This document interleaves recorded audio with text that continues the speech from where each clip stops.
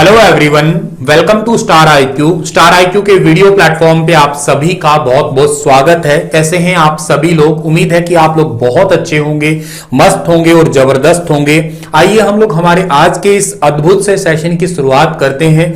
बेहद इंपॉर्टेंट ये लेक्चर है हमारे लिए, और ये इंपॉर्टेंट किस मायने में है, क्योंकि आप पहली पूर्णकालीन महिला वित्त मंत्री है। इन्होंने अपने काल का चौथा अपना वित्तीय बजट ये पेश किया है। 90 मिनट का पूरा भाषण था इनका, और इस 90 मिनट के दौरान इन्होंने अपना ये चौथा बजट पेश किया है। क्या इस बजट में अहम बातें हैं, क्या इस बजट का इतिहास है, और क्या इस बजट से जुड़ी हुई कुछ इंपॉर्टेंट तथ्य है जो अक्सर एग्जाम में हमारे पूछे जाते हैं। ये वीडियो कौन देख सकता है? ये वीडियो जिनके कॉम्पिटिटिव एग्जाम है, लाइक यूपीएससी का जिसका एग्जाम है, एसएससी का, एचएसएससी का, या कोई भी वन डे कॉम्पिटिटिव एग्जाम है, वो देख सकता है। और के अलावा ये वीडियो वो भी देख सकता है जिसको केवल इंटरेस्ट है ये जानना है कि मेरे भारत देश का बजट क्या रहा है, एक्चुअली क्या चीजें चल रही है। तो उन दोनों या तीनों सभी लोगों को एक साथ लेके चलने का मेरा प्रयास रहेगा। बहुत ही लेमैन भाषा में, बहुत ही सीधे शब्दों में आपको ये बजट में पूरा एनालाइज करवाने वाला हूं और बताने वाला हूं। तो शांत चित्त होकर आप सुनिएगा। आप कॉपी पेन लेके बैठ भी सकते हैं लिखने के लिए। अदरवाइज इस लेक्चर का पीडीएफ फाइल आप लोगों को मेरे Telegram channel star IQ education पे मिल जाएगा। जो भी आपको पढ़ाऊंगा उसका टेलीग्राम चैनल का लिंक है स्टार आईक्यू एजुकेशन, इस पे आप जाइएगा और वहां पे आपको कंप्लीट लेक्चर का पीडीएफ फाइल मिल जाएगा। कंप्लीट पीडीएफ है या जो भी मैंने नोट्स बनाए हैं वो सब कुछ आपको इजीली मिल जाएंगे स्टार आईक्यू एजुकेशन पे। इस लेक्चर के जस्ट बाद मिल जाएंगे। फिलहाल चलिएगा, आप लोग समझने का प्रयास कीजिएगा। आज के इस पूरे लेक्चर को समझने का कोशिश करते हैं कि क्या है इस लेक्चर के अंदर खास बात। सबसे पहले मैं आपको अपने नोट्स के माध्यम से पढ़ाता हूं, ठीक है ना। अभी मुझे एक बार ये बताइएगा आप लोग, आपको गुड इवनिंग और राधे राधे तो है, कि आप लोग मुझे मेरा ऑडियो और वीडियो दोनों बिल्कुल सही विजिबल है क्या? मतलब कोई दिक्कत, कोई परेशानी तो नहीं आ रही है ना? बस ये बता दीजिएगा कि सब कुछ ओके है क्या। उसके बाद मैं क्लास को कंटिन्यू करता हूं। ऑडियो एंड वीडियो दोनों बिल्कुल सही है क्या? सब कुछ लिखा हुआ दिखाई दे रहा है क्या? बस इतना कह दीजिएगा एक कमेंट करके।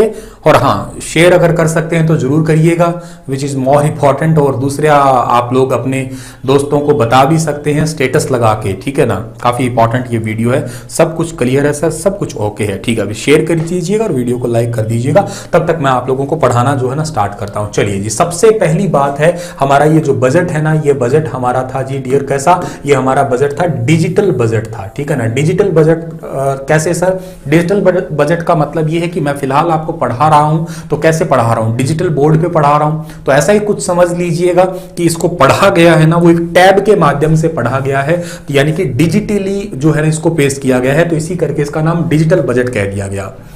देखो, पूरी क्लास को एनालाइज करें, पूरी क्लास को ध्यान से सुने। ये क्लास थोड़ी बहुत लंबी हो सकती है, 1 घंटे के आसपास जा सकती है।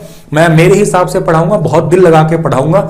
शांति होकर सुनिएगा। आपको कोई कमेंट करने की जरूरत नहीं है। कोई ऐसा कमेंट करोगे भी क्या? केवल सुनना है तुम्हें। पीडीएफ का लिंक बता दिया, कहां मिल जाएगा, सब कुछ दे दूंगा आपको ये चीजें, ठीक है ना। देखो क्या कि बजट आपके मन में यह आता है कि यार ये बजट जो है ना ये क्यों पेश किया जाता है, ठीक है ना। कारण क्या है इसका? तो इसका कारण एक ही लाइन में समझ सकते हो। बजट किसी भी देश की एनुअल फाइनेंशियल रिपोर्ट होती है। ये एक छोटी सी बात है, मैंने बहुत मेहनत की है, आपको ये मेरी मेहनत दिखेगी भी। अगर आपको लगे कि सर ने सच में मेहनत की है तो कमेंट करके बताना जरूर, ठीक है। कि बजट किसी भी देश का क्या होता है? फाइनेंशियल रिपोर्ट होती है कि उस देश ने अपनी क्या रिपोर्ट पेश की है, उसका पूरा वित्तीय लेखा जोखा क्या है, वही होता है बजट, और कुछ नहीं होता। पहली लाइन तो यही इंपॉर्टेंट हुई। दूसरी बात यह है क्या कि बजट में जो चीजें देखी जाती है वो क्या है, मतलब बजट में एक्चुअली क्या पेश किया जाता है। तो बजट में मेनली 2 चीजें देखी जाती है। एक तो पहली चीज देखी जाती है रेवेन्यू देखा जाता है, और दूसरी चीज देखी जाती है एक्सपेंडिचर, यानी कि एक तो कमाई कितनी हुई है ये देखेंगे, और एक ये देखा जाएगा कि खर्चा कितना हुआ है। ये 2 चीजें मेन तौर पे देखी जाती है बजट के अंदर। मेनली 2 ही चीजें देखी जाती है, एक रेवेन्यू देखा जाएगा और एक एक्सपेंडिचर, यानी कि एक देखी जाएगी कमाई कितनी हुई है, एक खर्चा कितना हुआ। भाई आप लोग सीधे से यूं समझ लीजिएगा कि मैंने आपको कहा कि एक लैपटॉप लाने की बात करी आपने कहा कि सर मुझे एक लैपटॉप लाना है, बताइए कौन सी कंपनी का लैपटॉप लेके आऊं। तो मैंने कहा तेरा बजट कितना है। बजट का मतलब मैंने आपसे यह पूछना चाहा है कि तू कमाता कितना है, तू उड़ाता कितना है, और तेरे पास में अब बचा हुआ कितना है, ठीक है ना। वही तेरा एक बजट है, उसी हिसाब से तू अब खरीद के लेके आएगा। समझ गए आप लोग? कुछ इसी प्रकार का होता है बजट। सरकार की फाइनेंशियल रिपोर्ट होती है, उसके अंदर मेनली चीजें दो ही देखते हो। पहली चीज आप रेवेन्यू देखते हो, दूसरा आप खर्चा देखते हो कि सरकार कितना खर्चा कहां कहां पे लगाती है। और ये जो कार्रवाई की जाती है, मतलब कि खर्चा कितना हुआ या कमाई कितनी हुई, ये कार्रवाई की जाती है लगभग लगभग साल के अंत में। अब देखो, कुछ देशों के कैलेंडर ईयर बिल्कुल सेम चलते हैं, उसी को साल का अंत मानते हैं। जैसे कि 1 जनवरी से 31 दिसंबर का कैलेंडर ईयर है, 1 जनवरी पहला दिन है, 31 दिसंबर लास्ट दिन है। तो कुछ देशों के बिल्कुल बिल्कुल ऐसे ऐसे ही चलता है फाइनेंशियल ईयर भी। लेकिन हमारे देश के साथ ऐसा नहीं है। हमारा देश का फाइनेंशियल ईयर थोड़ा सा अलग चलता है। वो अलग इन द सेंस कैसे चलता है कि हमारा देश का फाइनेंशियल ईयर चलता है 1 अप्रैल से हमारा फाइनेंशियल ईयर यानी कि नया साल स्टार्ट होता है, 1 अप्रैल से स्टार्ट होता है और 31 मार्च को जो है ना वो हमारे साल का आखिरी दिन होता है। और यही बात मैंने यहां पे लिखी है कि यह कार्रवाई साल के एंड में की जाती है। इंडिया का फिस्कल ईयर, फाइनेंशियल ईयर की, फिस्कल ईयर की टर्म्स बिल्कुल सेम सेम सी है, 1 अप्रैल से, और एंड जो है ना आपका वो होता है 31 मार्च को, जो कि आप लोगों को पता है। ठीक है सर। अब अगली बात क्या है, आपको बजट में कुछ टर्म्स जो है ना वो बहुत अच्छे से सुननी होगी। अब कुछ टर्म्स हैं जिनका मैं बार बार यूज करूंगा या कमेंट मतलब बजट में बार बार यूज होती रहती है, आपको थोड़ी वो टर्म्स से थोड़ा रूबरू करवाते हैं। एक टर्म्स है इसमें बीई और एक टर्म है इसके अंदर आरई, ठीक है ना। अब देखो क्या है, बजट का सबसे पहला आंकड़ा होता है कि नेक्स्ट फिस्कल ईयर का एस्टीमेट लगाना, यानी कि बजट एस्टीमेट, अगले साल सरकार का कितनी कमाई होने वाली है और कितना खर्चा होने वाला है, इस चीज का एस्टीमेट लगाना सबसे पहला काम होगा बजट का। धीरे धीरे सुनते जाना, एक एक बात दिमाग में पड़ती जाएगी कि बजट का सबसे पहला काम क्या होगा। सबसे पहला काम यह होगा कि सरकार यह तय करती है, बजट एक्चुअली इसलिए भी पेश किया जाता है, इसका कारण भी यही है कि यह चेक कर लिया जाए कि अगले साल हमारा कितने खर्चे आ रहे हैं। जैसे हम लोग हमारे पापा लोग घर पे प्लान करते हैं, हम मतलब फैमिली का हिस्सा तो हम भी प्लान कर रहे होते हैं कि देख लेते होते हैं कि यार घर में हमारा कितने खर्चे आ रहे हैं। भाई बहन की शादी है, भाई की शादी है, किसी की शादी में खर्चा आ रहा है, क्या कुछ हमें कोई सामान लेके आना है, कोई साधन लेके आना है, तो मतलब उसी हिसाब से हम लोग चीजों को प्लान करते हैं। तो कुछ ऐसा ही है कि कितना खर्चा आ रहा है, ठीक है ना, कितना खर्चा होगा और कितनी हमारी कमाई होगी। मान लेते हैं कोई साधन लाने की बात करता हूं, मान लेते हैं मुझे कार लेके आनी नहीं और मेरे को वो कार दिख रही है 5 लाख रुपए की कार है, लेकिन 5 लाख रुपए एट प्रेजेंट मेरे पास तो नहीं है, मेरे पास अभी 2 लाख रुपए पड़े हैं। चलो मैं 2 लाख रुपए भर के डाउन पेमेंट और मैं उसको लोन पे किस्तों पे ले आता हूं, लेकिन मैं ये देख के जरूर लेके आऊंगा किस्त भरूंगा कहां से, किस्त कहां से भरूंगा। हाँ मुझे ये पता है, चलो मेरी सैलरी है पर मंथ की 50,000 रुपए सैलरी आएगी, 30,000 रुपए मेरे घर का खर्चे वगैरह में और 20,000 रुपए मैं वहां पे जमा करवा दूंगा। तो इस हिसाब से मेरी कार का किस्त और मेरा कार का सुख भी मिल जाएगा और कार की कार आ जाएगी, सब कुछ ठीक हो जाएगा। ये चीजें चेक की जाती है, दैट इज बीई। समझ में जो चीजें तुम्हें आती रही ना, उस टाइम पे तुरंत आप लोग थंब प्रेस करते हौसला बढ़ाते रहना आप लोग। दूसरा आपका होता है आरई, यानी कि रिवाइज्ड एस्टीमेट जिसको बोलते हो आप लोग, ठीक है ना। पिछले साल के आंकड़ों पे भी बात की जाती है। जैसे यूं कहो कि बजट तो हर साल आता है, हर साल 1 फरवरी को आता है, तो पिछले साल के आंकड़े भी जरूरी होते हैं, वो देखे जाते हैं कि भी जैसे वादे करने की बात करता हूं, भी आपने वादे तो पिछले साल भी किए। मान लेते हैं कि अभी मेरी गवर्नमेंट चल रही है हरियाणा के अंदर और मैंने आपसे वादा कर लिया था, इस बार वोट मांग लिए थे कि भाई ऐसे ऐसे मैं आपके ये काम करूंगा, मुझे आप वोट देके हरियाणा राज्य का मुख्यमंत्री बना दीजिएगा। लोग गुरुजी आपको मुख्यमंत्री बनाया, लेकिन मैंने 5 साल तक आपकी जो मैंने वादे किए थे, जो मैंने मैनिफेस्टो बनाया था, उस पर तो मैंने काम किया ही नहीं। अगली बार मैं क्या मुंह लेके जाऊंगा, अगली बार क्या मुंह लेके मैं आपसे वोट मांगूंगा। एज इट इज कुछ ऐसी बात समझो कि आपने ये जो एस्टीमेट लगाए थे, जो घोषणा की थी, जो आपने टारगेट बनाए थे, वो तो आपने लास्ट ईयर भी बनाए थे ना, तो उनको एक बार जरूर देख लो आप लोग, ठीक है ना। और उनको देखोगे तो आपके आगे एक्चुअल एस्टीमेट आ जाएगा, एई आ जाएगा आपके आगे। जैसे कि 2020-21 का एग्जांपल ले लो, 2020-21 के जो आंकड़े आने थे वो सब कुछ आ चुके हैं। 21-22 के चलो फिर भी बाकी है, क्योंकि अभी 2 महीने बाकी पड़े हैं ना हमारे, फरवरी और मार्च तो पूरा पड़ा है हमारा। तो अभी मतलब मान लो जनवरी फरवरी मार्च 3-9 महीने के लगभग पूरे पड़े हैं, जनवरी तो अभी पूरा हुआ ही है। तो ये एक्चुअल आंकड़े ये आ चुके हैं, इसके भी आंकड़े क्या रहे हैं, उनके आधार पे फिर हमारा अगला बजट जो है ना वो देखा जाता है, पेश किया जाता है। ऑलमोस्ट इन चीजों को भी मद्देनजर रखा जाता है। ये चीजें तुम्हें समझ में अगर आ रही है तो मुझे बताना जरूर, ये काफी इंपॉर्टेंट चीजें हैं, कोई चीजें मिस नहीं कर रहा हूं मैं, बहुत ही लेमन भाषा में बता रहा हूं। एक्चुअली ये चीजें कहां कहां काम आती है, आपके पेपर में शॉर्ट फॉर्म में लिखी मिलेगी, आपको बीई लिखा मिलेगा, आरई लिखा मिलेगा, एई लिखा मिलेगा।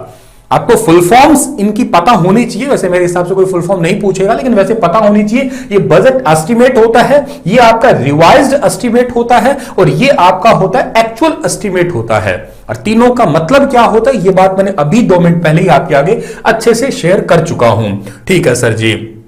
अब कुछ तथ्यात्मक जानकारियों पे आते हैं हम लोग। कई सारे तथ्य हैं यहां पे जो आप लोगों को पता होना चाहिए, काफी इंपॉर्टेंट तथ्य है हमारे पास में। इसके लिए मैं नोट सॉफ्टवेयर खोल लेता हूं ताकि आप लोगों को तथ्य जो है ना वो शेयर करता रहूं, क्योंकि काफी ज्यादा इंपॉर्टेंट जो है ना आपके तथ्य है, इन द सेंस कि आपके छोटे छोटे फैक्ट्स जो है ना वो कई सारे आएंगे, और फैक्ट्स आपके लिए इंपॉर्टेंट भी होते हैं। ठीक है, चलिए जी, हम लोग पेन ले लेते हैं, कोई भी एक पेन, और इससे लिखना स्टार्ट करते हैं। सबसे पहली बात है आपके लिए जो इंपॉर्टेंट आएगी कि जो बजट जो है ना अब तक सबसे ज्यादा बार किसने पेश किया है। ठीक है ना, मतलब मैं यहां पे लिख देता हूं, मैक्सिमम लिख देता हूं, मतलब बजट जो है ना आपका, बजट जो है, बजट मैक्सिमम किसने पेश किया है, तो एक पीएम हुए हैं हमारे भारत के अंदर। आप कमेंट में लिख के बता सकते हैं आंसर आपको पता हो तो, मोरारजी देसाई। ठीक है ना, मोरारजी देसाई जो है ना एक पीएम रहे हैं हमारे भारत में। उन्होंने अब तक टोटल 10 बार जो है ना वो बजट पेश किया है। जो चीजें तुम्हें पता है वो लिखते जाना, इंपॉर्टेंट लगे तो आप लिखते जाना। ये फैक्ट्स है जो डायरेक्ट एग्जाम में बहुत बार जो है ना सीधे सीधे पूछे गए हैं। ठीक है ना, उनके बाद में ये तो 1 नंबर पे थे। 2 नंबर पे, मतलब यहां पे मैंने 1 नंबर लिख दिया, 2 नंबर पे मैं यहां पे लिख रहा हूं एक नाम, जिनका नाम मैं लिख रहा हूं पी चिदम्बरम। ठीक है ना, ठीक है ना, कुछ ऐसा नाम है इनका, और इन्होंने टोटल 9 बार जो है ना वो बजट पेश किया है। एक व्यक्ति 3 नंबर पे और लिख रहा हूं जिन्होंने ऑलरेडी जो है ना आपके लिए ये सेम 9 बार ही बजट पेश किया, वो हमारे भारत के राष्ट्रपति पद पे रह चुके हैं। ठीक है ना, राष्ट्रपति पद पे रह चुके हैं, और के अलावा जो है ना, मतलब राष्ट्रपति पद संभाला के अलावा इनको भारत का सर्वोच्च नागरिक सम्मान यानी कि भारत रत्न भी मिल चुका है। इन व्यक्ति का नाम प्रणब मुखर्जी। ठीक है ना, प्रणब मुखर्जी, आप लोगों को ये याद रहना चाहिए। इन्होंने भी कितने बार बजट पेश किया है, इन्होंने भी टोटल 9 बार ही बजट पेश किया है। चलो, ज्यादा ना याद करके एक व्यक्ति और याद कर लेना बस। ठीक है ना, क्या नाम याद करोगे, डॉक्टर मनमोहन सिंह। ठीक है ना, डॉक्टर मनमोहन सिंह। डॉक्टर मनमोहन सिंह जो है ना, इन्होंने कितनी बार बजट पेश किया है, इन्होंने टोटल अब तक 6 बार बजट पेश किया है। ज्यादा तुम्हें नाम याद नहीं रहने चाहिए, लेकिन कुछ है कि नाम ये बड़े इंपॉर्टेंट थे। चलो, चाहे आप पी चिदम्बरम जो है ना वो काट सकते हो, नहीं भी याद करो चल जाएगा, लेकिन मोरारजी देसाई थोड़ा सा जरूरी है आपके लिए, जरूर याद कर लेना आप लोग। ठीक है ना, अच्छा नाम है, याद रहेगा। राष्ट्रपति आपको ये याद रखना इसलिए जरूरी है क्योंकि हमारे भारत के अंदर राष्ट्रपति थे। आप कमेंट में ये बताना प्रणब मुखर्जी राष्ट्रपति कौन से नंबर के थे भारत में, ये बता सकते हो आप लोग। और राष्ट्रपति मतलब अभी तो पूर्व राष्ट्रपति कहोगे, अब तो फिलहाल इस दुनिया में नहीं रहे, चले भी गए ये तो। ठीक है, और भारत रत्न अवार्ड से भी इन्हें नवाजा गया था। भारत में सर्वोच्च नागरिक सम्मान है, टोटल 4 है, आपको अच्छे से पता है। इसमें पहले नंबर पे ये है। इन्होंने भी टोटल 9 बार बजट पेश किया था। और डॉक्टर मनमोहन सिंह का नाम मैंने इसलिए लिखा क्योंकि ये भारत के पीएम पद पे रह चुके हैं, इसलिए ये इंपॉर्टेंट नाम है। और ये लगातार 10 साल तक जो है ना पीएम रहे थे हमारे भारत के अंदर, कांग्रेस पार्टी से संबंधित, और इन्होंने टोटल 6 बार बजट पेश किया है। तो ये तो आपके लिए याद हो गया कि कौन व्यक्ति थे, किन किन ने जो है ना बजट पेश किया है। ठीक है सर जी, ये इंपॉर्टेंट नाम हो गया। अब अगले पन्ने पे आपको लेके चलता हूं मैं, अगले पन्ने पे यहां पे आपको लेके आऊं कि पहली महिला कौन थी जिन्होंने बजट पेश किया है। ठीक है ना, पहली महिला जिन्होंने बजट पेश किया था 1970 के अंदर, और वो भारत की पीएम थी। और के साथ में उन्होंने जो है ना वो कार्यवाहक वित्त मंत्री का पदभार भी संभाल लिया था। ठीक है ना, कार्यवाहक वित्त मंत्री, तो कार्यवाहक वित्त मंत्री भी थी वो। और उनका नाम जो है ना, कार्यवाहक वित्त मंत्री का नाम क्या था जी, सब बच्चों को पता लग गया होगा। ठीक है ना, इनका नाम था जी आपका इंदिरा गांधी। ठीक है ना, इंदिरा गांधी थी। ठीक है, तो ये पहली महिला थी, कार्यवाहक थी, याद रखना आप लोग। अब दूसरी महिला ही कहिएगा उनके बाद में आई है, या यूं कहिएगा आप लोग पूर्णकालीन। ठीक है ना, पूर्णकालीन महिला वित्त मंत्री, महिला वित्त मंत्री, ठीक है ना, वित्त मंत्री। एक्चुअली मैं इसके ब्रैकेट में ये बात लिख देता हूं, पहली, पूर्णकालीन पहली महिला वित्त मंत्री। अब तक भारतीय इतिहास में पूर्णकालीन, इनको तो कार्यवाहक टेम्परेरी टाइप से दे दिया था। परमानेंट पद जो मिला है ना, वो तो इंदिरा, किनको मिला है, जो अभी वर्तमान में चल रही है, निर्मला सीतारमण, ठीक है ना, ताई जी, ठीक है ना, यूं कह सकते हो आप लोग, ताई जी कह सकते हो। मैं इनको प्यार से ताई जी बोलता हूं, तो आप लोग भी इनको ताई जी बोल सकते हो, भाई ताई जी के पास में है। ताई जी ने अब तक टोटल सबसे ज्यादा बार, महिला होने के नाते सबसे ज्यादा बार इन्होंने बजट पेश किया है। और कितनी बार बजट पेश किया है जी, इन्होंने बजट पेश किया है, एक तो साल 2019 का बजट पेश किया है, मतलब एक बार हो गया। उसके बाद में साल 2020 का बजट पेश किया है, ये 2 बार हो गया। और ये सबसे लंबा भाषण भी इनका ही था, अब तक में सबसे लंबा भाषण भी इन्होंने ही दिया था, ठीक है ना, सबसे लंबा भाषण भी इन्हीं का ही रहा था जी। कितनी देर दे दिया जी भाषण इन्होंने भाषण दिया था, उसमें 2 घंटे दिया था, 2 आवर एंड 40 मिनट, ठीक है ना, 2 घंटे 40 मिनट का इन्होंने भाषण दिया था। अब सबसे लंबा भाषण इन्होंने ही दिया हुआ है 2020 के बजट में, 2019 का 2020 में, ठीक है ना। उसके बाद में जी, उसके बाद में अगला जो है ना 2021 का बजट भी इन्होंने ही पेश किया था। और इसके अलावा 2022 का बजट भी इन्होंने अभी पेश किया है। इसमें इन्होंने टोटल 90 मिनट लिए हैं, ठीक है ना, ये याद करने हैं आपको, जो अभी लेटेस्ट था। तो ये इंपॉर्टेंट बात होगी आपकी कि आपके इस महिला होने के नाते जो है ना टोटल 4 बार बजट जो है ना ये पेश कर चुकी है, ये काफी इंपॉर्टेंट है। अच्छा सर, सबसे लंबा तो इन्होंने दे दिया, क्या कोई ऐसा भी सवाल है क्या कि सबसे कम छोटा, मतलब कम देरी में भाषण देने वाले कोई थे ऐसे? हाँ, ऐसे हैं एक व्यक्ति, यहां चाहो तो लिख लो आप लोग। 1977 में एक वित्त मंत्री रहे थे जिनका नाम था HM पटेल, ठीक है ना, HM पटेल। इन्होंने केवल 800 शब्दों में ही, 800 वर्ड्स जो है ना, 800 शब्दों में ही पूरा जो है ना वो आपका बजट पूरा कर दिया। बढ़िया काम किया, एंडी काम, यही तो होता है बजट देना, ठीक है ना, निहाल कर दिया महाराज। केवल 800 शब्द, ये बढ़िया काम, बच्चों के लिए कह रहा हूं मैं, ठीक है ना, कम चीजें याद करनी पड़े उस हिसाब से। ठीक है सर जी, ये बात होगी आपकी। कुछ और फैक्ट्स बताते हैं आपको हम लोग, ठीक है।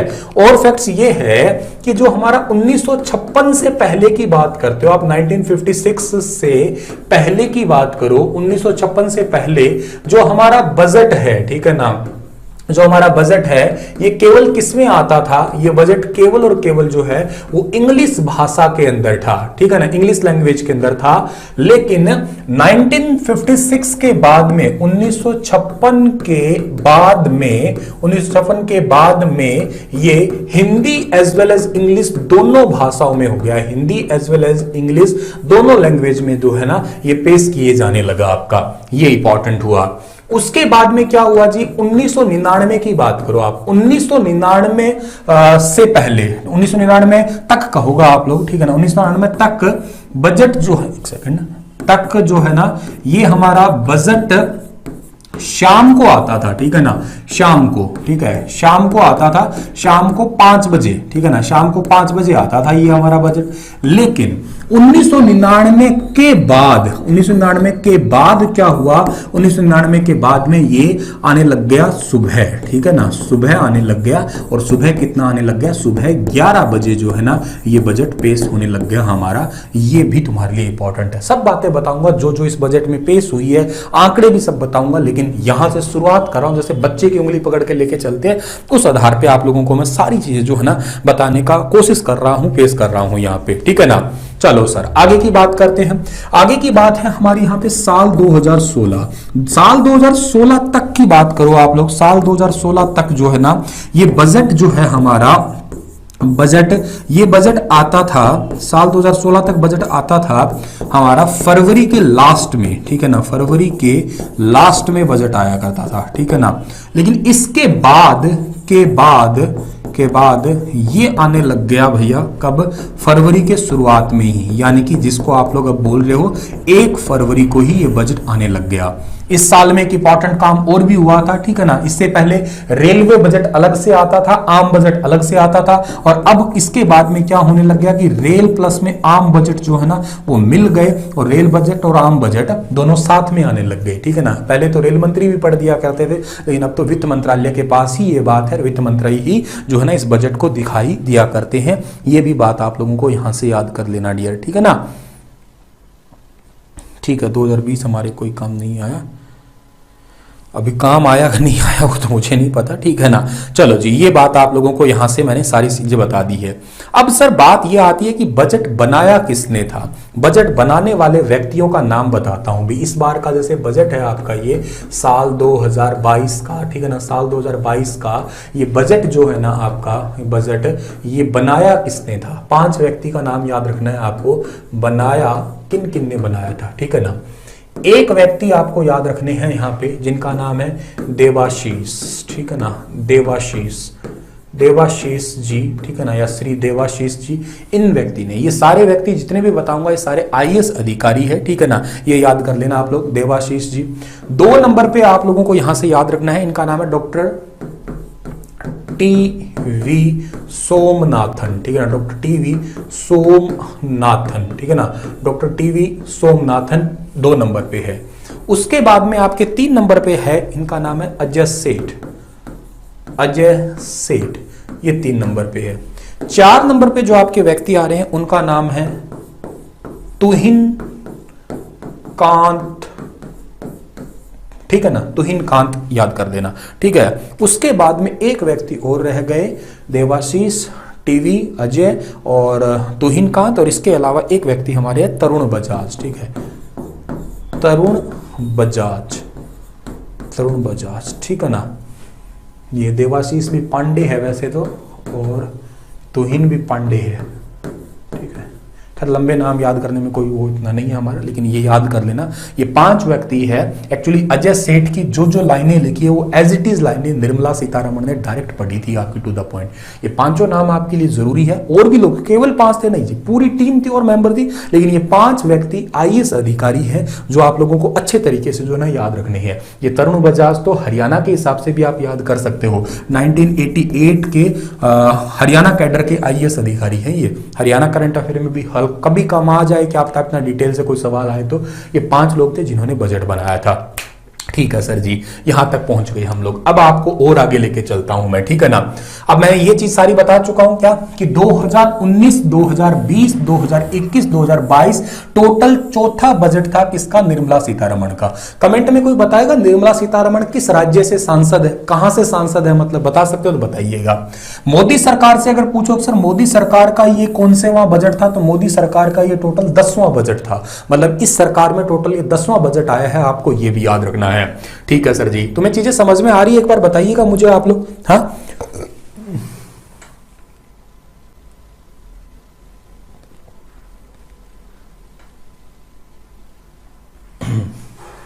सर स्टार्टिंग से कोई नहीं बताता, सब डायरेक्ट ही बता देते हैं बजट के। Great initiative sir, thank you. कोई बात नहीं, धन्यवाद। अच्छा लग रहा है तो बस आप शेयर करते जाइएगा। गुरुजी का कंटेंट सबसे हटके होता है इसलिए यहाँ आते हैं। चलो धन्यवाद भाई, बहुत बहुत धन्यवाद। बस ऐसे अप्रिशिएट कर दिया करो मेरे, मतलब जब आप तारीफ सी कर देते हो ना तो यूँ समझो अंदर से रॉकेट लॉन्चर निकलते हैं। बस अब तो मैं चीर दूंगा, फाड़ दूंगा, आग लगा दूंगा, मोटिवेट हो जाता हूँ मैं, ठीक है ना, अपने आप से। चलो जी, मजाक की बातें सो, अब आइएगा, आगे आइएगा। अब अगली बात ये आती कि यार ये जो बजट वर्ड है ना ये कहाँ से आया। ये बात तुम सबको पता है, लगभग सबको पता है कि बजट शब्द जो है ना कहाँ से ओरिजिनेट हुआ है। बजट शब्द जो है ना ओरिजिनेट हुआ है फ्रेंच वर्ड से, लगभग सब बच्चों को पता है। ये फ्रेंच वर्ड भी आप सभी को पता है, BOUGETTE, ठीक है ना। इसका स्पेल याद कर लीजिएगा, इसका प्रोनाउंसिएशन अलग अलग लोगों की अलग अलग होती है। तो आप लोग इसको, कोई बुगाटे बोलता है, कोई कुछ ही बोलता है, कोई बुगाती बोलता है, मतलब कुछ भी याद करने, मैंने याद करने के लिए बुगाती याद कर रखा है, तुम भी कुछ भी याद कर सकते हो। स्पेल है BOUGETTE, ठीक है। तो हो सकता है कहीं पेपर में देखने को मिले, इसी वर्ड से आया। सर ये वर्ड का मतलब क्या होता है? इस शब्द का मतलब होता है एक लेदर बैग, एक जो बैग होता है ना आपका, एक चमड़े का बैग, थैला सा कह दीजिएगा, ब्रीफ केस कह दीजिएगा, इस शब्द का मतलब वो होता है। और ये परंपरा जो स्टार्ट करी है ना सबसे पहले बजट की परंपरा, ये स्टार्ट करी गई है 1860 में विलियम गैल्डस्टोन के द्वारा स्टार्ट की गई है, ठीक है ना। मैं आपको अगर पीपीटी वाइज दिखाने की कोशिश करता हूं तो आपको मैं यहां पे दिखाने की कोशिश करूंगा। देखो जी, इनके द्वारा जो है ना, ये देख लीजिएगा आप लोग, ठीक है ना। ये नाम वाम आप लोग ब्रीफ केस वगैरह भी देख सकते हो, ठीक है ना। इनके द्वारा, ये व्यक्ति हैं, ठीक है ना, ब्रिटेन से हैं ये आपके। और budget documents are carried in a briefcase known as Gladstone box. इस बजट डॉक्यूमेंट को जो है ना आप लोग, इन्हीं के द्वारा स्टार्ट किया गया ये बजट वर्ड था, इसी ब्रीफ केस में। मजे की बात बताता हूं कि यूके का बजट जो है ना वो साल 2010 तक जो है ना, साल 2010 तक इसी ब्रीफ केस में ही लेके आ रहे हैं वो, इसी ब्रीफ केस के अंदर। लेकिन अब आप देखिएगा इतना घिसपिट गया कि साल 2010 के अंदर इस जो ब्रीफ केस को फाइनली इन्हें रिटायर करना पड़ा। अब ये बजट हमेशा ही ऐसे ही आता गया है, ठीक है ना। आप अगर और फोटोज देखेंगे तो आप लोग देख पाएंगे कि बजट जो है ना हमारे प्रणब मुखर्जी साहब है वो भी ऐसे लाल रंग का एक ब्रीफ केस एक्चुअली क्यों भी लेके आते थे, क्योंकि इसके अंदर इंपॉर्टेंट डॉक्यूमेंट्स होते थे, इन सभी डॉक्यूमेंट्स को जो है ना कैरी करना होता था। तो ठीक है, ब्रीफ केस के अंदर लेके आ रहे हैं, ठीक बात है। लेकिन हुआ यूं कि हमारी ताई आई, ठीक है ना, ये ताई जी आई और ताई जी ने आते ही इस परंपरा को चेंज कर दिया। ताई जी ने आते ही परंपरा को कैसे चेंज किया? ताई जी ने क्या किया, ताई जी ने ब्रीफकेस वगैरह ये झोला छाप है ना, इनको तो बंद किया और इस शब्द का नाम नया दे दिया। और ब्रीफकेस की जगह बही खाता वर्ड एक एडिशनल, एक जो ट्रेडिशनल तरीका है ना, वो एक यूं समझ लीजिएगा कि आप लोगों ने किसी मुनीम वगैरह के पास में देखा होगा कि वो बही खाता, ये वर्ड सुना होगा आपने, बही खाता करके, और वहां पे लाल रंग की किताबें डायरियां वगैरह होती है, ऐसे लाल रंग का कपड़ा वगैरह बही खाते होते। तो उसी ट्रेडिशनल चीज को अपनाने के लिए ताई जी ने क्या किया, बही खाता ऐसे लाल रंग का बैग लेके आना स्टार्ट कर दिया, ठीक है ना। ये कब से स्टार्ट किया इन्होंने, ये भी याद रखिएगा, ये ट्रेडिशनल इन्होंने साल 2019 से शुरू किया है, क्योंकि इन्होंने पहली महिला पूर्णकालीन वित्त मंत्री का पद संभाला था साल 2019 में ही।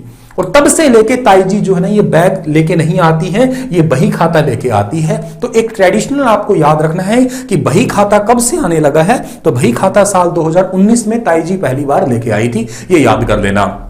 अच्छा, अब ये एक इंपॉर्टेंट और काम किया। ताई जी के बजट आपको याद होंगे कौन कौन से हैं। साल 2019 का बजट ताई जी ने पेश किया था, साल 2020 का बजट ताई का था, साल 2021 का बजट भी ताई का आया है, साल 2022 का बजट भी ताई का आया है। चारों बजट जो है ना, चारों सालों के बजट जो है ना, वो अपनी ताई ने जो है वो प्रदर्शित किए। ये ताई रही हमारी, ठीक है ना। देखो ताई कोई बुरा शब्द है नहीं, तो ठीक है, ताई तो बोल रहे हैं तो मैं इसको ताई कहता हूं हमेशा, तो मेरी ताई समझ लो, ठीक है। अच्छा, ताई जी ने क्या किया 19 में, तो पहली बार क्या शब्द ले आए, पहली बार ये ले आए बही खाता, ठीक है ना, बही खाता हो गया, सही है सर, बही खाता वर्ड आ गया यहाँ पे। 20 में क्या किया इन्होंने, 20 हर साल नए नए कारनामा किए इन्होंने। 20 में क्या किया, सबसे लंबा भाषण दे दिया, 2 घंटे 40 मिनट का, मैंने अभी बताया ये। 21 में क्या किया, कहते चलो इन सारी चीजों को छोड़ो, डॉक्यूमेंट्स कागज वगैरह को सबको छोड़ो, और ये डिजिटल जो है ना ये काम नया कर दिया। डिजिटल बजट जो है ना ये पेश करने वाली पहली महिला भी बन गई, और भारतीय इतिहास में पहला ऐसा बजट आ गया जो डिजिटल बजट जो है ना पेश किया था इन्होंने।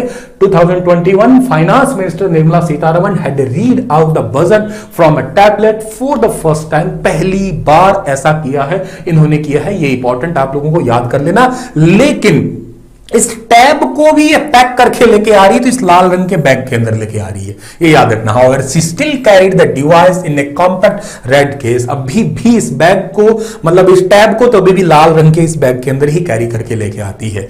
बात तुम्हें पल्ले पड़ गई होगी ये वाली बात, ठीक है सर जी, ये बात हमें अभी पल्ले पड़ गई है, ठीक है ना। चलो जी, अब उसके बाद में एक बार आप लोग इन बातों पे बाद में बात करेंगे, ठीक है ना। अभी हम लोग हमारी नोट्स पे आते हैं, चीजों को समझना है ना अभी हमें, ठीक है। चलो, ये चीजें मैंने सारी समझा दी है तुम्हें, बही खाता वगैरह बता चुका हूं मैं। और साल 2021 में पहली बार बजट जो है ना कागज पे नहीं डिजिटल टैब पे आया था, ठीक है ना।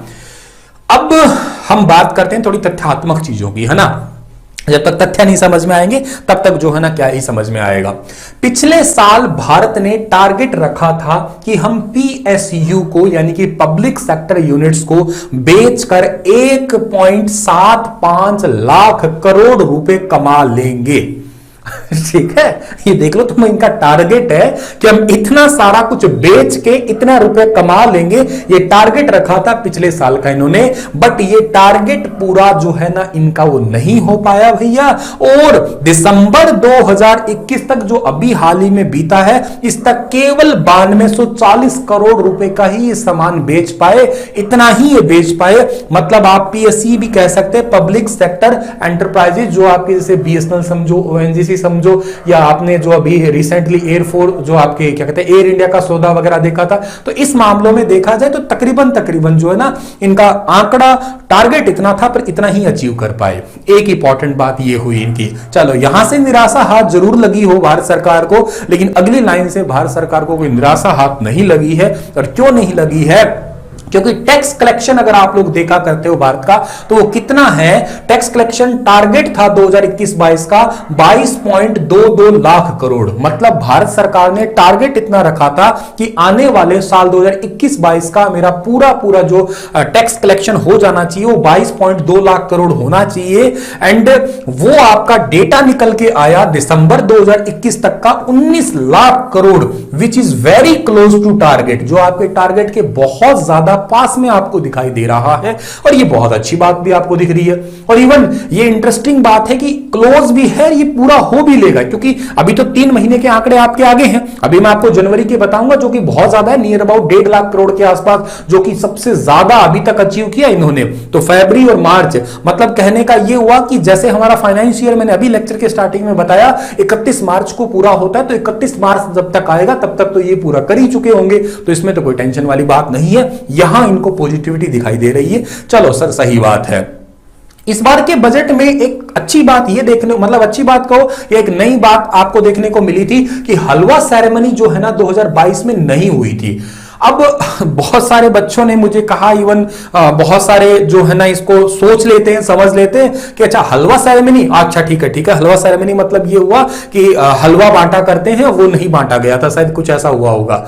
एक्चुअली उससे रिलेट नहीं करती है ये टर्म। हलवा सेरेमनी का सीधा सा मतलब ये कि एक्चुअली क्या होता है कि बजट पेश किया जाता है। अब देखो बजट में कुछ मेंबर्स होते हैं, अभी मैंने आपको बताया कि कुछ मेंबर्स होते हैं, मैंने आपको जो 5 मेंबर आपको बहुत इंपॉर्टेंट बताए थे अभी, ठीक है ना।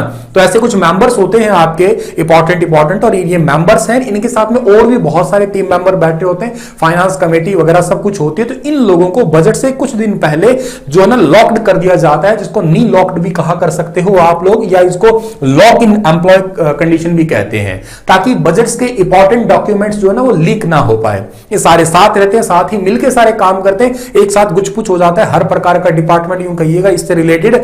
तो इसी प्रकार को ये हलवा वर्ड दिया है इन्होंने, ठीक है ना। और इस बार ये नहीं हुआ ड्यू टू कोविड-19, क्योंकि कोरोना वायरस की स्ट्रीम चल ही रही थी, इस करके इन्होंने कोरोना कहिए या ओमिक्रॉन कहिएगा, उस वजह से ये नहीं हो पाया था इस बार। तो ये एक इंपॉर्टेंट चीज है जो आप लोगों को यहां से याद कर लेना है डियर, जो कि आपको अच्छे से याद रखना है यहाँ पे, ठीक है। चलो अब आगे बढ़ते हैं हम लोग। अच्छा, मैं आपको एक फोटो दिखाता हूं, ठीक है ना। पहले आप उस फोटो को देखिएगा, फिर आपको ये 2 नाम आपके लिए इंपॉर्टेंट है। एक फोटो यहां से देखिएगा आप लोग, 1 सेकंड, नए वाले फोटो आपको, ठीक है जी। इस फोटो में आप देखिएगा, एक तो इन भाई साहब को देखिएगा, ठीक है ना, एक आप इन भाई साहब को देखिएगा, ठीक है ना। दिख रहे हैं आपको ये, चलो जूम कर देते हैं इनको। अब दिख रहे हैं आपको ये दोनों भाई साहब, ठीक है ना, दिख रहे हैं आपको भाई साहब ये दोनों, ठीक है, दिख गए। अब आप इनके नाम देखिएगा, एक है श्री पंकज चौधरी, श्री भगवत कराड़। अब भगवत और पंकज कौन कौन से, एक सेकंड मैं इधर ही बताता हूं, ठीक है। ये तो भगवत कराड़ है और ये है पंकज, ठीक है ना, ये है पंकज और ये है भगवत कराड़। अब ये कौन है जी, पंकज और भगवत कौन है, ठीक है। आपने जब भी देखा है ये चेंज हो जाते हैं, इसलिए मैंने थोड़ा सीरियस लिया इस चीज को। बजट बनाया किनने, वो नाम मैंने अलग से छांट लिए। एक्चुअली साथ रहते हैं, जब भी कोई बजट आता है तो जैसे पिछले 4 सालों से ताई जी के साथ में, ताई जी के बाल सारे सफेद हो गए, गोदरेज की डाई लेके आओ ताई जी, बाल काले हो जाएंगे, ठीक है, काले घने बाल हो जाएंगे। हाँ, आप कुछ ना लेके आओ, छोड़ो, आपका हो लिया जो था। हाँ ठीक है, आप हैं और आप हैं और आप हैं, ऐसे 2-4 रहते ही रहते हैं साथ में। अब ये चेंज होते हैं, ये है एक्चुअली डिप्टी फाइनेंस मिनिस्ट्री में आते हैं ये, ठीक है ना। तो आपको भगवत याद रखना है और आपको ये पंकज याद रखना है, वर्तमान के लिए याद रखने, इंपॉर्टेंट नाम है, जरूरी नाम है आपके लिए, ठीक है सर। अब मैं आगे चला जाता हूं, ठीक है। नेक्स्ट सवाल आपके लिए अगला है फिस्कल डिफिशिएंट, मतलब आपका राजकोषीय घाटा। इसको 6.8% पे लाना है। इस पॉइंट को थोड़ा सा आगे डिस्कस करूंगा, ये अलग लाइन अलग लिखी थी, आगे आएगा, इसका पूरा डिटेल आएगा, अभी समझाऊंगा, उसको छोड़िएगा। हाँ, अभी होता क्या है कि वित्त मंत्री जब बजट पेश करने जाती है, उसे जस्ट पहले एक बार राष्ट्रपति जी से जरूर मिलती है, राष्ट्रपति जी से थोड़ी शिष्टाचार भेंट होती है। अभी मैंने राष्ट्रपति के साथ में फोटो भी दिखाई होगी आप लोगों को, ठीक है ना। ऐसे राष्ट्रपति के साथ में जो ना एक फोटो होती है, एक नॉर्मली शिष्टाचार भेंट होती है, बेसिक सी जो है ना एक मुलाकात होती है। देखो राष्ट्रपति के साथ में चाय वाय पीते हैं, थोड़ी थोड़ी बात करते हैं, बस और कोई खास बड़ी बात नहीं है। 10, 15, 20 मिनट, आधे घंटे की मुलाकात होती है, शिष्टाचार भेंट जिसको कहा कर सकते हो आप लोग, ठीक है। चलो सर, अच्छा जी, इस बजट को जब शुरू किया, अगर आपसे पूछा जाए कि इस बजट की शुरुआत में सबसे पहला शब्द, अच्छा आपको समझ में तो आ रहा है ना, एक बार मुझे कमेंट करके बताना आप लोग, समझ में सही आ रहा है ना आप लोगों को, मतलब कंटिन्यूटी बनी हुई है, लगन लगी हुई है, छोड़ के भाग भूग तो नहीं रहे हो ना आप लोग। समझ में सही आ रहा है ना आपको? एक बार मुझे कमेंट कर देना, बता देना आप लोग, ताकि मैं बड़े जोर शोर से चलता रहूं। तो बजट जो है ना, उसकी शुरुआत इन्होंने करी थी किस नाम से? अमृत काल से स्टार्ट किया था। मतलब बजट का भाषण जो इन्होंने शुरू किया था वो अमृत काल से शुरू किया था। नाउ व्हाट इज अमृत काल? अमृत काल क्या है आप लोगों को ये बहुत अच्छे से पता है कि साल 2022 के अंदर जब आप 15 अगस्त सेलिब्रेट कर रहे होंगे तो ये हमारे आजादी के पूरे पूरे 75 साल मना चुके होंगे आप लोग। मतलब 75 साल हो गए हैं हमें आजाद हुए, ये बात आप लोग मना रहे होंगे। 75वीं आजादी का वर्ष आप लोग जो है ना वो मना रहे होंगे। और आप 2047 तक, ठीक है ना, 2047 तक टोटल 100 साल कर लेंगे आजाद हुए। 1947 में आजाद हुए थे, 2047 तक आप पूरे 100 साल कर लेंगे। तो एक्चुअली आप लोग इस 75 से जो 100 के बीच में जो ये 25 साल है ना, इन्हीं 25 सालों को आपने एक नाम दे दिया अमृत काल। हिंदुज्म में अमृत शुभ मुहूर्त को कहा जाता है। हम लोग ना जनरली किसी अच्छी चीज को, अच्छे टाइम को अमृत काल कहते हैं। ये चौगड़िए होते हैं, दिन का चौगड़िया, रात का चौगड़िया, ऐसे किसी ने थोड़ा पढ़ा हो या थोड़ा बहुत कभी सुना हो तो उसमें एक अमृत चौगड़िया भी होता है। अमृत काल का मतलब होता है शुभ घड़ी, अच्छा टाइम, अच्छा वक्त, जिसके अंदर आप नए साधन भी खरीदते हो, ब्याह शादी भी करने का कोशिश क्या कर सकते हो आप लोग कुछ उसी टाइम में ही। तो भारत सरकार चाहती है कि आने वाले जो ये 25 साल है इन पे बहुत जोर दिया जाए और मेरे भारत को और आगे लेके जाया जाए। इसी को अमृत काल का नाम आप लोगों ने दिया है। राइट सर जी। अगली बात आपके लिए इंपॉर्टेंट है कि जीडीपी ग्रोथ रेट आपको इस बजट में क्या दिखाई देगी। देखो भारत ने बताई है कि मेरे भारत की जीडीपी रहने वाली है। जीडीपी का फुल फॉर्म लिखो कमेंट में आप लोग कि भारत की जीडीपी जो है ना वो कितनी रहने वाली है। तो उन्होंने बताई कि 9.2 इंडिया के अकॉर्डिंग। एक आईएमएफ है, जानते होंगे आप लोग, इंटरनेशनल मॉनेटरी फंड, जिसका हेडक्वार्टर अमेरिका की राजधानी वॉशिंगटन डीसी के अंदर है। इन्होंने बताई 9.0 विच इज इक्वल, कोई ज्यादा इसमें अलग नहीं दिख रहा है, वो 9 है, ये 9.2 है, तो कोई ज्यादा डिफरेंस नहीं है। मतलब जीडीपी हमारी लगभग 9 के आसपास ही रहने वाली है। पॉइंटों का तो चलता है आपका। अभी मैं कह रहा हूं ना कि थोड़ी देर पहले मैंने बताया था कि जनवरी का जीएसटी सबसे ज्यादा कलेक्ट हुआ है, वो ये देख लीजिएगा। जनवरी 2022 का जीएसटी कलेक्शन हुआ है 1,40,986 करोड़। आप मोटा मोटा आंकड़ा याद कर लीजिएगा, 1,40,000 या 1,50,000 करोड़ के आसपास का आंकड़ा आप याद कर लीजिएगा। ये इंपॉर्टेंट है आपके लिए, जो जरूरी रहेगा यहां पे। अब जो चीज आपको समझाने वाला हूं ना वो बहुत ढंग से समझना, आप लोग बहुत ढंग से समझना। इस चीज को मैंने बहुत दिल से, शिद्दत से तैयार किया है। मैंने पूरी लेक्चर को बड़े शिद्दत से तैयार किया, बहुत मेहनत लगाई। कल मैं लगभग पूरी रात ही, समझो आप लोग, कई 2-4 घंटे रात को पढ़ा था, फिर सुबह उठ के फिर मैंने इसको एनालाइज किया। हर मतलब पीआईबी न्यूज वगैरह है, निर्मला सीतारमण जी का, ताई जी का खुद भाषण सुन सुन के। एक तो ताई जी फराटेदार इंग्लिश बोलती है इतनी, ठीक है, तो समझना थोड़ा औखा पड़ रहा था, पर जो भी है आपके लिए जो काम की सारी बातें वो इकट्ठी की है मैंने। अब देखो 2 वर्ड्स हैं यहाँ पे, ध्यान से सुनना आप लोग। एक आपको वर्ड यहाँ पे कमाई के लिए दिख रहा है, ठीक है ना, जिसको आप लोग इंग्लिश में रेसिपेट्स कह सकते हैं। एक आपका वर्ड यहाँ पे एक्सपेंडिचर्स दिख रहा है आपको, जिसको आप लोग खर्चा कहा करते हैं। इसमें भी आपको 4 चीजें दिखती है। एक आपको रेवेन्यू दिखता है, एक आपको कैपिटल दिखता है, यहां पे भी रेवेन्यू दिखता है, यहां पे भी कैपिटल दिखता है। क्या होता है, बहुत ही कम शब्दों में, बिल्कुल सिंपल भाषा में समझाता हूं।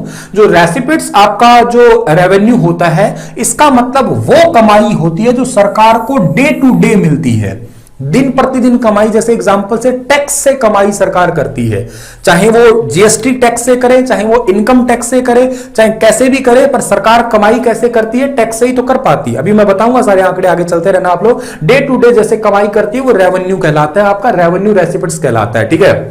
और कैपिटल जो आपका रेसिपिट्स कहलाता है वो क्या होता है, वो होता है पीएसयू वगैरह कंपनी के। जैसे कोई बीएसएनएल कंपनी कमा के सरकार को कुछ दे रही है अपना हिस्सा, ओएनजीसी दे रही है, आईओसीएल दे रही है, कोई ऐसी कंपनियां सरकार को स्थायी रूप से दे रही है, वो कमाई होती है। ओवरऑल सरकार की कमाई रही है, इन सबको मिला के सरकार की पिछले साल की कमाई रही है 38 लाख करोड़।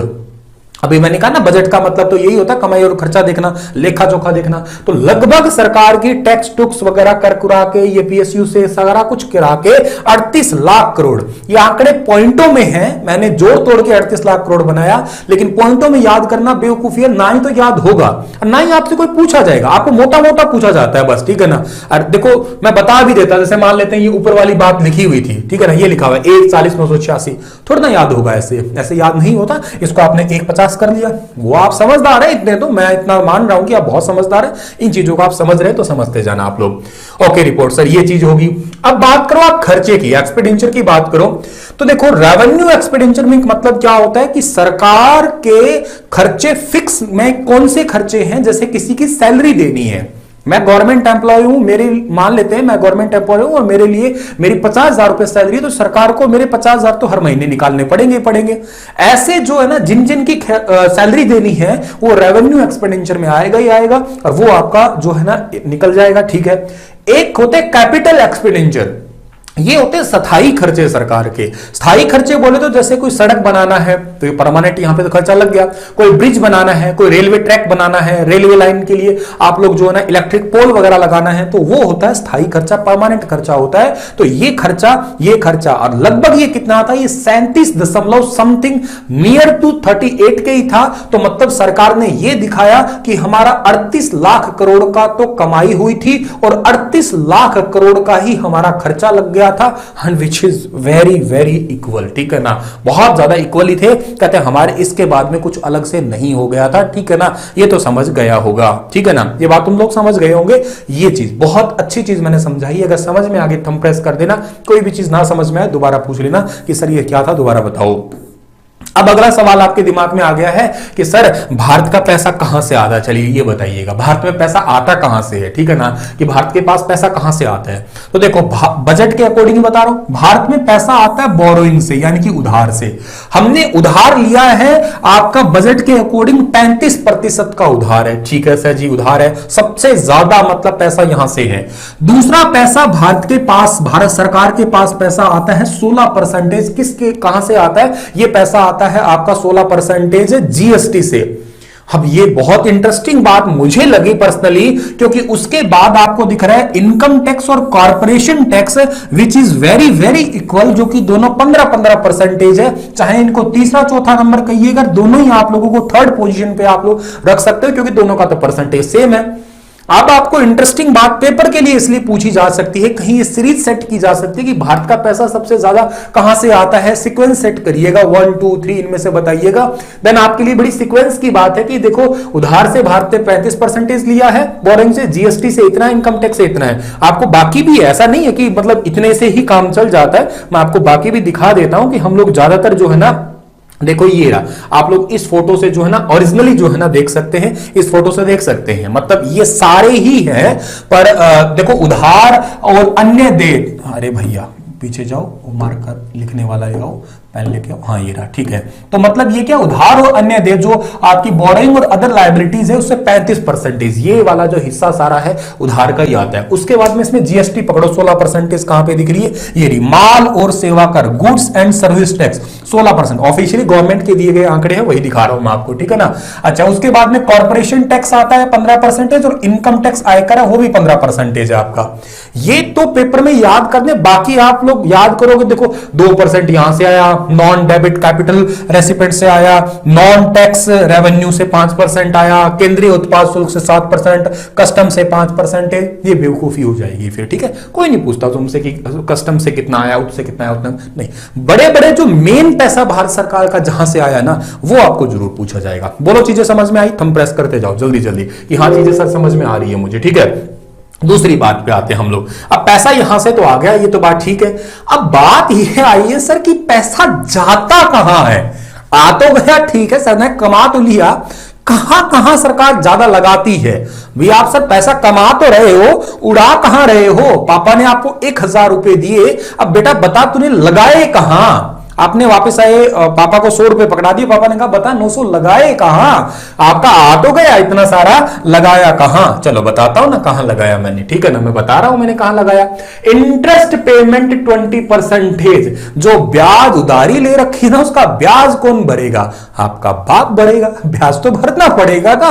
हाँ तो ठीक है जी, इंटरेस्ट पेमेंट है 20% इंटरेस्ट पेमेंट भर रहा हूं मैं। मेरे पापा ने मुझसे पूछा कि भाई तू पैसा लगाया कहां पे, तो मैंने कह कह दिया कि दादाजी तो भरने से रहे इंटरेस्ट पेमेंट, मुझे ही तो भरनी पड़ेगी, 20% मैंने इंटरेस्ट पेमेंट भर दिया। और बता बेटा कहां लगाया, और लगाया राज्यों का हिस्सा है। अच्छा राज्यों का हिस्सा मतलब मैं केंद्र सरकार हूं और मेरे अंडर टोटल 28 राज्य आते हैं। इन 28 राज्यों को जो है ना हिस्से के रूप में मुझे कुछ पैसे देने पड़ते हैं, और उनका कितना का हिस्सा देना पड़ता है, 17% हिस्सा मुझे देना पड़ता है उनका। मतलब केंद्र सरकार को टैक्स का कुछ हिस्सा राज्यों को देना पड़ता है, और वो कितना देना पड़ता है, 17% देना पड़ता है। अच्छा सर जी ठीक है, ये बात भी हम समझ गए। अच्छा सेंट्रल सेक्टर स्कीम्स है उनका भी 15% है। अब ये भाई और बहनों ये स्कीम है प्रधानमंत्री जन धन योजना, प्रधानमंत्री जीवन ज्योति योजना, प्रधानमंत्री कुसुम योजना, प्रधानमंत्री फलाना योजना, प्रधानमंत्री धिमकाना योजना, प्रधानमंत्री ये योजना वो योजना, 100 योजनाएं हैं। पैसा तो उनको देना पड़ेगा ना, जरूर देना पड़ेगा। फाइनेंस कमीशन वित्त मंत्रालय कितना है, 10%। और भी बहुत डिपार्टमेंट है, रक्षा मंत्रालय है, हेल्थ है, और है बताता हूं अभी मैं आपको। मोटे तौर पे नोट्स रूपी इनका पीडीएफ आप स्टार IQ टेलीग्राम चैनल पे ले सकते हो, जरूर ले लेना इनका पीडीएफ। काम की चीज है, करंट अफेयर के लिए बहुत मजे की चीज है, बहुत ही वाहियात लिखाई में लिख रखा है। क्योंकि मतलब समझ रहे हो आप लोग, भाई ऐसा ही होता है यार कि आपको तैयार करना है, रात को 2 बजे आप पढ़ रहे हो तो कैसा लिखोगे, कौन चर्चा के लिखेगा, पर आप अपनी सुंदर सुंदर लिखाई में लिख लेना, काम आएगा। ठीक है समझ गए आप लोग। मोटे तौर पे आप लोग ये कहोगे, लेकिन छोटे तौर पे भी सर हम कहना चाहते हैं। ठीक है जी, छोटे तौर पे आप लोग कहोगे तो देखो पैसा यहां यहां आपका जाता है, ठीक है ना, यहां यहां आपका पैसा जाता है। कहां कहां जाता है ये आप देख लीजिएगा सारा का सारा। मैंने मोटे तौर पे जैसे ब्याज की अदायगी करते हो तो 20% है। अच्छा सेंट्रल सेक्टर स्कीम है 15% है। सेंट्रल उसके बाद में क्या है आपका सेंट्रली स्पॉन्सर्ड स्कीम है, उन पे 9%। ये वो सर स्कीम है जो सरकार ने खुद ने चला रखी है, ये वो स्कीम है जिनको सरकार स्पॉन्सर कर रही है, ठीक है ना, सरकार सहायता दे रही है कुछ ना कुछ, उनमें 9% है। कुछ और खर्चे हैं, अन्य खर्चे हैं, ये बताया ही नहीं है। गर्लफ्रेंड घुमाने के, ठीक है, वो 9% खर्चे अलग से हैं, ठीक है ना। पेंशन पे 4% है, ये इंपॉर्टेंट मान रहा हूं मैं। पेंशन पे कितना पैसा देते हैं, बुड्ढों को केवल 4% दे रही है। अच्छा भैया, करों और शुल्क में राज्यों का हिस्सा 17% मैंने बताया, बहुत ज्यादा है आपका। वित्त आयोग कितना ले रहा है, 10%। आर्थिक सहायता, अच्छा सब्सिडी भी देती है सरकार, पता तुम्हें, 8%। रक्षा इंपॉर्टेंट है, 8%, ठीक है ना। दुनिया में सबसे बड़ा रक्षा बजट तो अमेरिका का है, सबको पता है, फिर चाइना का आता है, और हमारा कितना, केवल 8% है, पता होगा आपको ये। ठीक है सर जी, ये हमें पता लग गई है। अब आप आओ दोबारा हमारे नोट्स पे ही आ जाओ, ठीक है सर। आंकड़े पाई चार्ट आपको दिख गए हैं, ठीक है जी। अब बजट 2022 की कुछ खास बातें ले आते हैं हम लोग, ठीक है ना, कुछ अच्छी अच्छी बातें ले आते हैं। और अच्छी बातें सर, अच्छी बात थी सारी, और कौन सी बुरी थी, मतलब और खास बात देखो, इस बार कैपिटल एक्सपेंडिचर जो रहा है ना आपका, वो 7.5 लाख करोड़ के पास लेके जाना है, जो पहले 5.5 लाख करोड़ का था। ऑलमोस्ट 35% बढ़ जाएगा। जीडीपी का 2.9%। गुरुजी बात क्या है, लिख के तो समझ में आ गई, वैसे नहीं समझ में आई आप लोग, ठीक है ना। अब आप लोगों को यहां से याद कर लेना क्या है सर, ये बात आपके लिए समझाते हैं आपको। राज्यों को पैसा देने की बात हो रही है। प्रधानमंत्री नरेंद्र मोदी सरकार ये कह रही है कि हमने आज तक के इतिहास में ऐसा नहीं किया, बिल्कुल ऐसा नहीं किया कि 35% बढ़ जाए कभी ये कैपिटल एक्सपेंडिचर, ऐसा नहीं हुआ है। हम राज्यों को जो है ना 5.54 लाख करोड़ दिया करते थे ओवरऑल खर्चे के लिए, अब 7.5 लाख करोड़ देने वाले हैं, जो कि जीडीपी का 2.9% है। ठीक है भैया, बढ़िया कर दिया।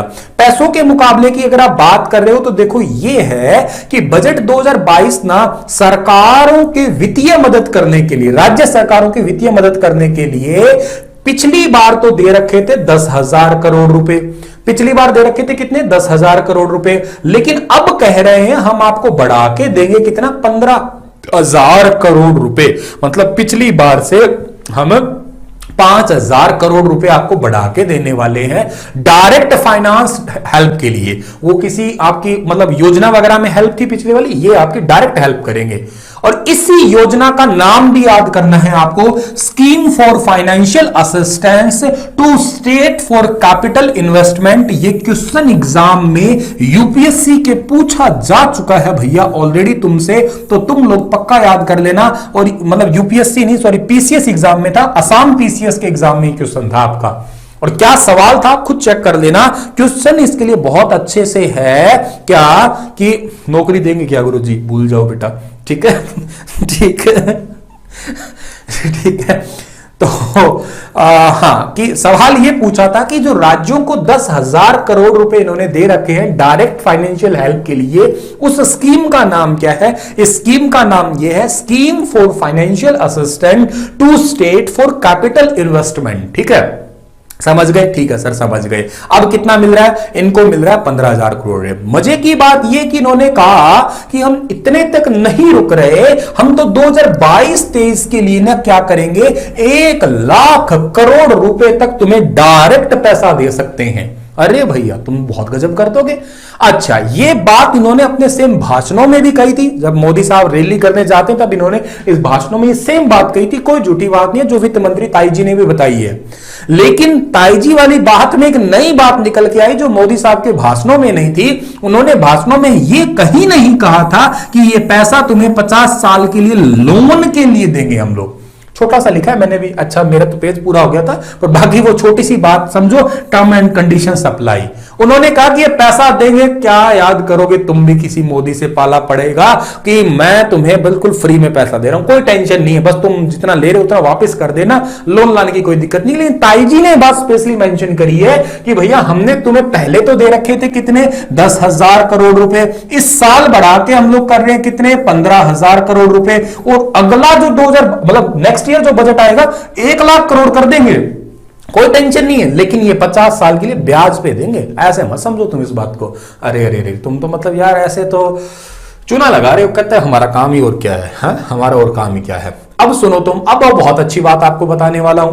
अब ये बात जो बताने जा रहा हूं ये गजब की है। मैंने थोड़ी देर पहले अगर आपने सुना था कि मैं आपको फिस्कल डिफिकल्ट के बारे में बताऊंगा, यानी कि राजकोषीय घाटा जो होता है ना उसके बारे में बताऊंगा, अभी बता रहा हूं, डिटेल से बता रहा हूं। हमारा राजकोषीय घाटा, इस पर डायरेक्ट सवाल बनता है, मुख्य सवाल है, जरूरी सवाल है, स्पेशली जो बैंक का एग्जाम देना चाहता है या कहीं से भी सवाल आ सकता है इसका। हमारा अब नए बजट के अनुसार राजकोषीय घाटा कितना है, 6.9%।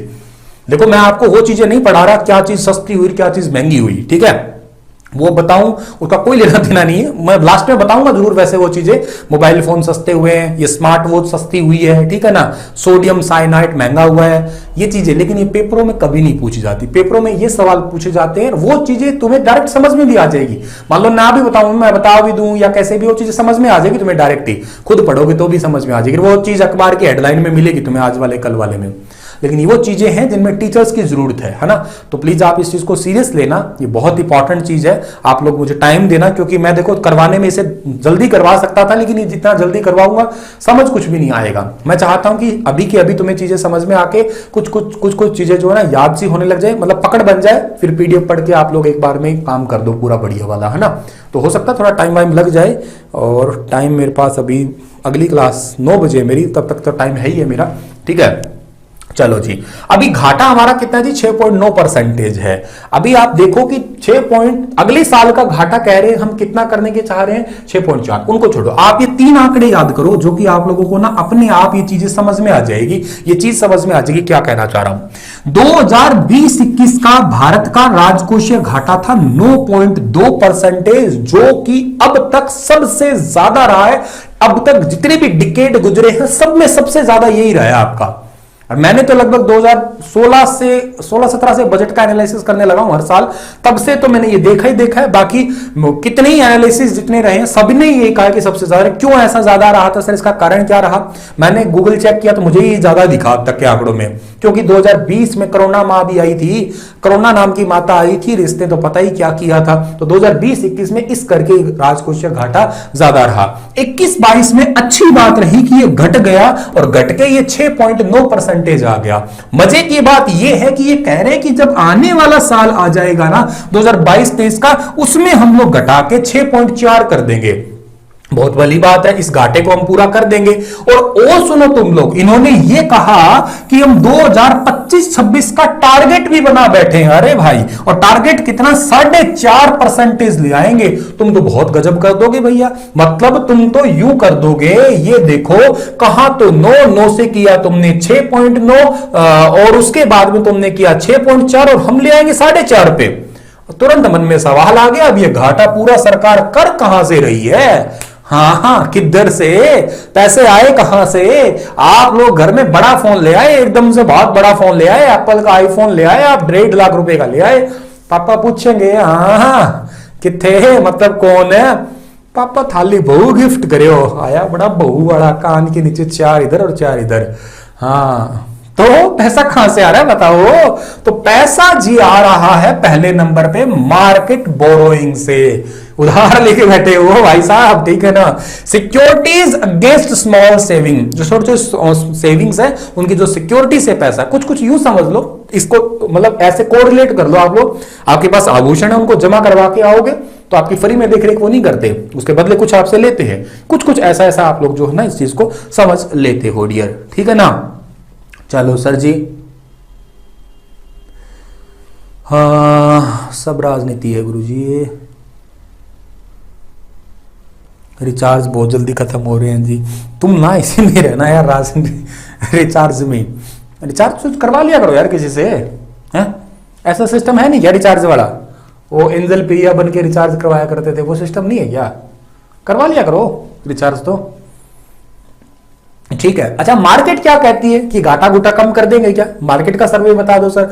मार्केट यह मानती है कि सरकार बोरोइंग 14.95 लाख करोड़ रहने वाली है। इसका मतलब यह है कि सरकार घाटा कम कर नहीं पाएगी।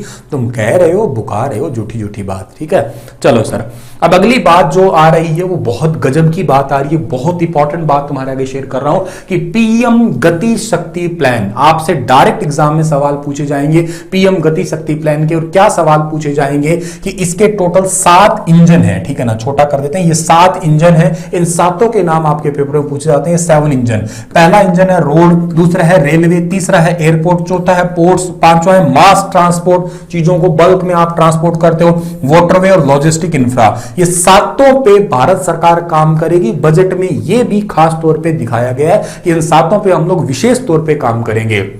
कैसे काम करेंगे भैया? हम रोड के ऊपर जैसे कि 25,000 किलोमीटर के नेशनल हाईवे पूरे करने वाले हैं ठीक 1 साल के अंदर, और इस पे हम लोग टोटल 20,000 करोड़ रुपए लगाने वाले हैं। ये गजब की बात कही है। जो मेरे को लग रहा है इस बजट की सबसे बड़ी हाईलाइट मुझे दिखी है ये वाली कि 25,000 करोड़ रुपए, सॉरी 20,000 करोड़ रुपए लगाएंगे, 25,000 किलोमीटर लंबे नेशनल हाईवे बना देंगे पूरे 1 साल में। मतलब हमारा फाइनेंशियल ईयर स्टार्ट होता है 1 तारीख से, स्टार्ट होता है 1 अप्रैल से, और अगला 31 मार्च 2023 तक हम लोग 25,000 किलोमीटर के नेशनल हाईवे बना देंगे।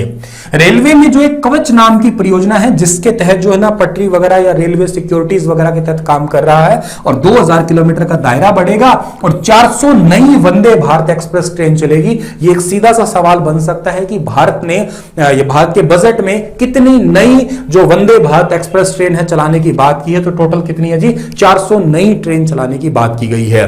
एयरपोर्ट्स जो है ना इसके तहत भी काम किया जाएगा, एविएशन हब को बढ़ाया जाएगा, बंदरगाहों को जो है ना वो भी इससे कनेक्टिविटी को सुधारा जाएगा, ट्रांसपोर्ट है, वाटरवेज है, और एक सबसे इंपॉर्टेंट बात है लॉजिस्टिक इंफ्रा, जिसमें लाइव ट्रैकिंग का मोड ऐड ऑन किया जाएगा। प्रधानमंत्री नरेंद्र मोदी ने अपने भाषणों में कई सारी रैली वगैरह के, मैं वैसे रैली में इंटरेस्टेड नहीं हूं लेकिन मैं उनके भाषण सुनता हूं, और सुनने का कारण है क्योंकि मैं करंट अफेयर का टीचर हूं, तो क्या पता है उनकी कौन सी बात में करंट अफेयर फंस जाए, इसलिए बस बोर होके सुनना ही पड़ता है कि महाराज। कई बार तो क्या होता है बोल देते यूं, भाइयों और बहनों, फिर चुप बोल दे महाराज, भाइयों बहनों के आगे बोल दे, पता है इस बात का तो फिर भी सुनना पड़ता है। करेंगे उनकी तो गुना 2 नहीं, मैं कह रहा हूं कई बार ऐसी कोई वीडियो मिल जाए, मैं कह रहा हूं गुना 50 हो तो सुन के लगता है कि हाँ आप थोड़ा ठीक बोलेंगे, वो गुना 2 में पता नहीं लगता। भाइयों और बहनों देखते तो वही रहते हैं वैसे भी वो, ठीक है। चलो, नहीं मैं बेइज्जती नहीं कर रहा, ठीक है ना, मैं बेइज्जती नहीं कर रहा, मैं बता रहा हूं कि तुम सोचो कि मैं कुछ कर रहा हूं, मैं तो बता रहा हूं, मेरे साथ तो बीतती है, बता रहा हूं बात। हाँ, ये क्या होता है सर लॉजिस्टिक के बारे में आप थोड़ा ये बताओगे? देखो क्या होता है कि जैसे एग्जांपल देता हूं मैं, किस चीज का एग्जांपल दूं, ठीक है। मैं इसी का एग्जांपल दूं, ये डिजिटल दुल्हनिया की बात करता हूँ। डिजिटल बोर्ड मेरे लिए बहुत सपनों का ही था, ठीक है ना। देखो मुझे जो चीज, आपके भी जिंदगी में कोई ऐसी चीजें होती है जिस चीज को आप लोग ट्रैक करते हो, मंगवाते हो, बहुत उम्मीदों से वेट कर रहे होते हो कि वो चीज आए, वो चीज आए। मेरे लिए डिजिटल बोर्ड एक उम्मीद थी, एक सपना था। मैं भी देखा करता था किसी के चैनल को, किसी को पढ़ाते हुए कि वो डिजिटल बोर्ड पे पढ़ा रहा था, वो यूं यूं कर रहा होता था। मेरे भी अंदर फील आता था कि यार मैं भी यूं यूं करके पढ़ाऊं, मैं भी ऐसे ऐसे करूं, मैं भी ये लाल पीले हरे पेन बदलूं, ठीक है ना। ऐसा देखो होता ही है, ठीक है। तो भी ये मेरे लिए था। तो जिस दिन मैंने इसको ऑर्डर किया ना, तो मैंने इसको ट्रैक करना स्टार्ट कर दिया। एक्चुअली ये तो मतलब ऑफलाइन मोड से, वैसे तो ऑनलाइन मोड था, लेकिन जिस पर्सन का जहां से ये लोड हुआ दिल्ली से, और वहां से मैंने उस बंदे का फोन नंबर ले लिया और उसको मैंने कह दिया कि भैया बताओ कहाँ पहुंचे, कहाँ पहुंचे, कहाँ पहुंचे, कहाँ पहुंचे। पूरी रात मैं उसको कहा था आजा आजा। रात को 1:30-2 बजे के आसपास मेरे पास पहुंचा था ये दिल्ली से। फिर बाद में ऐसे ही आप अमेजोन से कोई सामान मंगाते हो तो उसको ट्रैक देखते रहते हो, कहां पहुंच गया, कहां पहुंच गया, कहां पहुंच गया। लेकिन हमें वो लोकेशन केवल जगह बताता है। जैसे मैंने इसको पूछा तो उन्होंने केवल जगह बताई कि सर मैं आ रहा हूं, रुक जा भाई साहब, आ रहा हूं, रोहतक पहुंच गया, मैम आ लिया, हंसी आ लिया, आ गया, बता रहा हूं। लेकिन सोचो अगर ऐसा हो कि आपको, जैसे आप डायरेक्शन की तरह टैग करते हो, जैसे आप लोग यहां से आपने फीड कर दिया, फॉर एग्जांपल मैं हिसार से हूं, तो हिसार से मुझे दिल्ली जाना है, तो मैंने क्या कर दिया, फीड कर दिया हिसार टू दिल्ली, तो डायरेक्शन रूट मैप वगैरह दिखा दिया, डायरेक्ट गाड़ी चलती दिखाई देती है। अब यहां पहुंच गए, स्पीड पे पहुंच गए, ऐसा कुछ चल रहा है। या किसी की लोकेशन आप भेज देते हो तो व्हाट्सएप पे करंट लोकेशन करते हो तो ऐसा दिखता है ना। ऐसा हो तो कैसा हो, ऐसा हो तो मजा ही आ जाए सर। ऐसा काम कर दिया जाएगा भविष्य में। यही बात है, एक्चुअली यही चीज समझाना चाह रहा हूं। यही है लॉजिस्टिक इंफ्रा। लाइव ट्रैकिंग का मोड ऐड ऑन कर दिया जाएगा। ये आसान नहीं है, जितना मैंने बताया उतना आसान नहीं है, ये बड़ा मुश्किल होगा, लेकिन कर दिया जाएगा भविष्य में। ये बात स्पेशली कही गई है, याद रखना आप लोग, ठीक है। एनर्जी, ट्रांसमिशन, आईटी और बल्क वाटर, सीवरेज, आपका सोशल इंफ्रास्ट्रक्चर, इन पे भी ध्यान अलग से दिया जाएगा। मतलब एनर्जी इन द सेंस कि हम लोग आने वाले टाइम में इलेक्ट्रिक व्हीकल्स पे जो है ना स्विच करने जा रहे हैं। 2029 से 30 तक तो इलेक्ट्रिक मोड आने की पूरी संभावना हो जाएगी हमारे भारत के अंदर। एक बात जो मुझे बड़ी इंटरेस्टिंग लगी, आपको भी शायद जरूर लगेगी ये बात इंटरेस्टिंग, क्या कि भारत के इस बजट के अंदर जो है ना पहाड़ी क्षेत्रों में रोपवे प्रोजेक्ट लॉन्च किया गया है। इस बार 8 प्रोजेक्ट लॉन्च किए गए हैं 60 किलोमीटर के दायरे के लिए। Now what is ropeway project? जैसे पहाड़ी क्षेत्रों में सड़क बनाना उतना आसान नहीं होता है, इसलिए रोपवे प्रोजेक्ट जरूरी होते हैं। तो 8 प्रोजेक्ट है 60 किलोमीटर, इसमें कोई भी प्रकार की पर्यावरण की हानि नहीं होती। नेशनल हाईवे बनाते हो तो एनवायरमेंट को बहुत नुकसान होता है, कई सारे पेड़ काटने पड़ते ही पड़ते हैं, लेकिन यहां पे किसी पर्यावरण की हानि नहीं होती है। ये तो बस ऊपर ऊपर की है आपका, ठीक है ना। तो किसी पर्यावरण की हानि नहीं होती है और ये इंटरेस्टिंग प्रोजेक्ट है जो पहाड़ी क्षेत्रों में, अक्सर आपको उत्तराखंड, हिमाचल के क्षेत्रों में या सिक्किम, अरुणाचल के साइड देखने को मिलेंगे। ये डिजिटल बैंक बनाए जाएंगे, 75 डिजिटल बैंक बनाए जाएंगे 75 डिस्ट्रिक्ट के अंदर। सर डिजिटल बैंक क्या होते हैं? डिजिटल बैंक का मतलब ये होता है कि फिजिकल बैंक नहीं है, जैसे आप एसबीआई बैंक में चले गए, ऐसा कुछ नहीं है। जैसे ऑनलाइन से पेटीएम बैंक है फॉर एग्जांपल समझ लो, जो आजकल बहुत पॉपुलर है, ठीक है ना। ऐसे डिजिटल बैंक बनने वाले शुरुआत में 75 बनेंगे। उनका हेड ऑफिस तो खैर होगा ही, इसलिए डिस्ट्रिक्ट बोला है एक ना एक, तो ताकि जहां पे आप लोगों को कोई भी प्रॉब्लम हो तो आप उसका सॉल्यूशन पा पाओ। लेकिन मेनली काम ये डिजिटल ही करने वाले हैं 99.9% तरीके से। आने वाले टाइम में डिजिटल का बड़ा कड़ा जमाना है, इसमें अभी आगे आएगा। मैं आपको पहले ही बता देता हूं, इन्होंने पता क्या किया है, जैसे डिजिटल एजुकेशन की बात करो आप लोग, तो अभी तक 12 ऐसे न्यूज चैनल, 12 ऐसे चैनल है जो बच्चों को पढ़ाते हैं उनकी लोकल रीजनल लैंग्वेज में। जैसे ओडिशा का है तो ओडिया लैंग्वेज का चैनल हो गया, तमिल के लिए तमिल के लिए, केरला के लिए आपका क्या कहते हैं मलयालम लैंग्वेज हो गया। वहां की रीजनल लैंग्वेज में 12 चैनल है जो पढ़ाने के लिए। ऐसे आने वाले इस एक साल में टोटल 200 ऐसे चैनल और स्टार्ट किए जाएंगे जिनको उनकी रीजनल लैंग्वेज में वो पढ़ाए जाएंगे। मतलब यूं समझो कि इस ऑफलाइन एजुकेशन से ऑनलाइन एजुकेशन की तरफ बढ़ावा दी जा रही है। सरकार आने वाले साल में 200 चैनल स्टार्ट करने वाली है। और सुनो, आने वाले टाइम में सरकार एक काम और करने वाली है। इस बजट के दौरान ही कहा गया कि भाई हम एक डिजिटल यूनिवर्सिटी खोलने वाले हैं। Now what is digital university sir? जैसे अब आप लोग फॉर एग्जांपल हरियाणा के अंदर है तो आप एमडीयू के स्टूडेंट हो सकते हैं, केयूके के हो सकते हैं, गुरु जम्बेश्वर यूनिवर्सिटी के स्टूडेंट हो सकते हैं, ठीक है ना। मतलब ऐसे किसी भी यूनिवर्सिटी के स्टूडेंट रह सकते हो आप लोग। और जब कोरोना का टाइम आया है तो आप घर बैठे पढ़े हैं सारा का सारा, और ऑनलाइन एग्जाम दिए, नीचे किताबें खोल खोल के देखो, सबको पता है ये डिजिटल का मतलब खैर जमाना था, करना पड़ा, मजबूरी थी, क्योंकि कोविड-19 के कारण सोशल डिस्टेंस मेंटेन करना था। लेकिन इसी सेम कंडीशन के तहत इसको अगर कंटिन्यू परमानेंट किया जाए तो कैसा हो, मजा ही आ जाए सर जी, कुछ ना पढ़ना पड़े, सब कुछ देख देख के तो छापना है। हाँ, तो ऐसा ही होने वाला है समझो। डिजिटल यूनिवर्सिटी मतलब फिजिकली वो कहीं पे भी असिस्ट नहीं करेगी, एक्चुअली बड़ी बड़ी टॉप यूनिवर्सिटी के साथ में टाई अप होगा, उन्हीं के नाम का उनका डिजिटल मोड, उनका जैसे मान लो गुलाब, सॉरी यार मैं प्यार से गुलाब जामुन कहता हूं इसको, गुरु जम्बेश्वर यूनिवर्सिटी है, उस यूनिवर्सिटी का ऑफलाइन मोड तो है ही है, उस यूनिवर्सिटी के ऑनलाइन मोड भी हो एक। तो कुछ ऐसा सभी स्टार्टिंग में बड़ी यूनिवर्सिटियों से, थोड़ी थोड़ी यूनिवर्सिटियों से टाई अप करना स्टार्ट किया जाएगा, ठीक है। एक बात और, विदेश के जैसे मान लेते हैं आपका दिल करता है कि मैं ऑक्सफोर्ड यूनिवर्सिटी में जाके पढ़ लूं, मैं टेक्सास यूनिवर्सिटी में जाके पढ़ लूं, मैं उस देश की उस यूनिवर्सिटी में जाके पढ़ लूं, लेकिन यहां से आपको पढ़ने के लिए आइलेट्स करनी पड़ती है, खर्चा वर्चा, देखो बहुत सारी चीजें होती है। तो अब आप क्या कर सकते हो, इंडिया के अंदर जो है ना वो टॉप यूनिवर्सिटीज इंडिया के अंदर आके अपना इंफ्रास्ट्रक्चर सेटअप कर सकती है।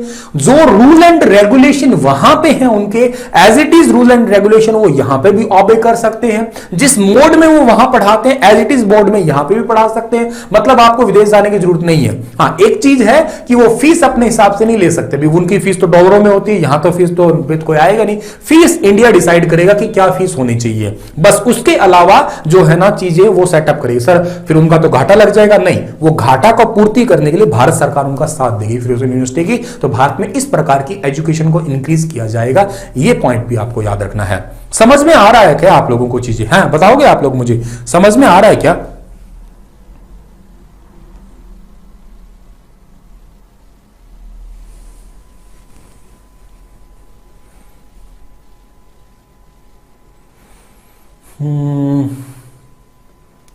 ये क्या बातें कर रहे हो यार आप लोग?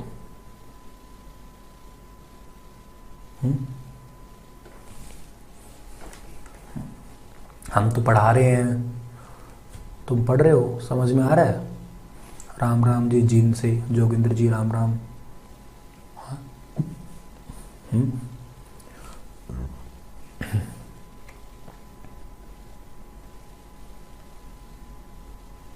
कहाँ से राम? दमतान साहिब से राम राम, राम राम जी, राम राम। चलो एक बार जितने भी लोग हो ना सारे शेयर वेयर जरूर कर देना यार। है चलो ठीक है जी, आगे बढ़ते हैं हम लोग, ठीक है।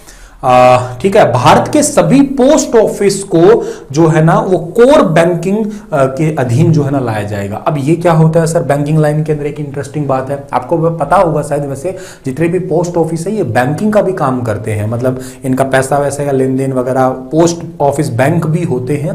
तो जिनको पता है तो ठीक है, नहीं पता या कुछ ऐसे है जो इसके अधीन नहीं है, ऐसे तकरीबन 1.5 लाख पोस्ट ऑफिस है जो इसके अधीन नहीं है। मैंने गूगल का आंकड़ा चेक किया तो 1.5 लाख निकल के आया ऐसे। तो ऐसे 1.5 लाख पोस्ट ऑफिस है जो इसके अधीन नहीं आते, उनको जो है ना लेके आया जाएगा। इन्होंने तो ऐसा लिख दिया कि भारत के सभी, मेरे मन में क्यूरियोसिटी आई यार कितने होंगे, 1.5 लाख है, 1.5 लाख पोस्ट ऑफिस ऐसे इनको इनके अधीन लाया जाएगा, ये याद करना आप लोग, ठीक है। चलो थोड़ा ही लेक्चर हो रहता है आपका। अगला सवाल और क्या है, ईज ऑफ डूइंग बिजनेस और ईज ऑफ लिविंग। भारत सरकार इन दोनों चीजों पे भी काम करेगी कि हर एक राज्य जो है बिजनेस में भी बहुत अच्छा हो, और के अलावा जो है ना लिविंग यानी कि रहने लायक भी राज्य जो है ना बहुत ईजी हो, आसानी से रहा जा सके। कोई मुझे बता सकता है भारत में रहने लायक सबसे अच्छा शहर कौन सा है? ग्रीन क्लियरेंस के लिए जो है एक पोर्टल है जिसका नाम है परिवेश पोर्टल है। यह पोर्टल जो है ना फैक्ट्री एक्सेट्रा की सभी जानकारी दे देगा। एक पोर्टल है जिस पोर्टल से आपकी फैक्ट्री से रिलेटेड कोई भी क्यूरीज है, कोई भी बात है, या आपका मतलब बिल वगैरह बकाया है, कुछ भी चीज की जानकारी लेनी है तो आप जो है ना इंडस्ट्रीज में, इंडस्ट्री के लिए परिवेश नाम का पोर्टल लॉन्च किया है स्पेशली। एक पोर्टल और लॉन्च किया है जिसका नाम है SEZ। SEZ का मतलब है स्पेशल इकोनॉमिक जोन। ये जो है ना ये कस्टम नेशनल पोर्टल है। ये मतलब इसके तहत एक पोर्टल लॉन्च किया जाएगा, अभी घोषणा की है मतलब ये, और 30 सितंबर 2022 को लॉन्च होगा। ये पोर्टल करेगा क्या, ईज ऑफ डूइंग बिजनेस में हेल्प करेगा। कैसे, किस राज्य में कितनी बिजनेस किया जा सकता है, बिजनेस को कैसे मॉडिफाई किया जा सकता है, बढ़ाया जा सकता है, उसके लिए SEZ जो है ना इसके तहत कस्टम नेशनल पोर्टल 30 सितंबर 2022 को लॉन्च किया जाएगा। Custom duty on cut and polished diamond, जो जेमस्टोन है, हाँ जो आपके जेमस्टोन है या जो आपके क्या कहते हैं जो कट किए हुए डायमंड्स वगैरह है, उनकी कस्टम ड्यूटी जो है ना उनको 5% जो है ना वो कम कर दी है तकरीबन। अच्छा, सॉन डायमंड है उसकी कस्टम ड्यूटी इन्होंने 0 कर दी है तकरीबन। ये इतना इंपॉर्टेंट नहीं है हमारे लिए, हाँ ये इंपॉर्टेंट है। सभी केंद्र के मामलों जो मंत्रालय है उनमें ई बिल सिस्टम लॉन्च हो गया। मोस्ट इंपॉर्टेंट जितने भी आपके सेंट्रल डिपार्टमेंट है सबके अंदर अब जो है ना इलेक्ट्रॉनिक सिस्टम हो गया, किसी के अंदर भी कागज वाला बिल नहीं आएगा। इससे तो समझ ही आ गया भ्रष्टाचार बिल्कुल खत्म हो गया है आपका, और पेपरलेस सिस्टम हो गया है, फास्ट काम होगा, और के अलावा पेड़ बचेंगे, पर्यावरण को भी बहुत अच्छा हो जाएगा, और ये ऑनलाइन सिस्टम तो फास्ट होगा, अधिकारी बिल को रोक नहीं पाएंगे। कोई कागज लेके पास रख लेता था अपने, उस कागज को रोक नहीं पाएंगे, पेमेंट में कभी डिले नहीं होगा। ये बढ़िया और इंटरेस्टिंग काम किया है जो मुझे लगा है। कोऑपरेटिव सोसाइटी में टैक्स जो था वो पहले 18% था, अब उसे घटा के कितना कर दिया गया, 15% कर दिया गया। ये भी आपको पता लग गया होगा। जो लोग 1 करोड़ से ज्यादा कमाते हैं उनके लिए सरचार्ज 12% से कम करके 7% कर दिया, ये भी आपको पता होना चाहिए। और वैसे जो नॉर्मल आम आदमी की टैक्स स्लैब है उसमें कोई ज्यादा बदलाव नहीं किया है, कुछ भी बदलाव नहीं किया है, उसके अंदर बहुत छोटा सा बदलाव किया है, वो बताऊंगा मैं आपको। ये बदलाव किया एक्चुअली, फाइल भरने में गलती हो गई हो तो 2 साल तक ठीक कर सकते हैं बस, ठीक है ना। आम आदमी की जो स्लैब पिछले साल थी वही सेम है, उसमें कोई बदलाव नहीं किया। ये बदलाव है, देख लो कितना क्या है। मतलब यूं समझो कि पहाड़ के आगे राई लेके खड़े हो आप लोग, फाइल भरने में अगर गलती होगी तो 2 साल में कोई गलत नाम लिख जाए तो उसे ठीक कर सकते हो, बस इतना काम है, पहले ये था नहीं।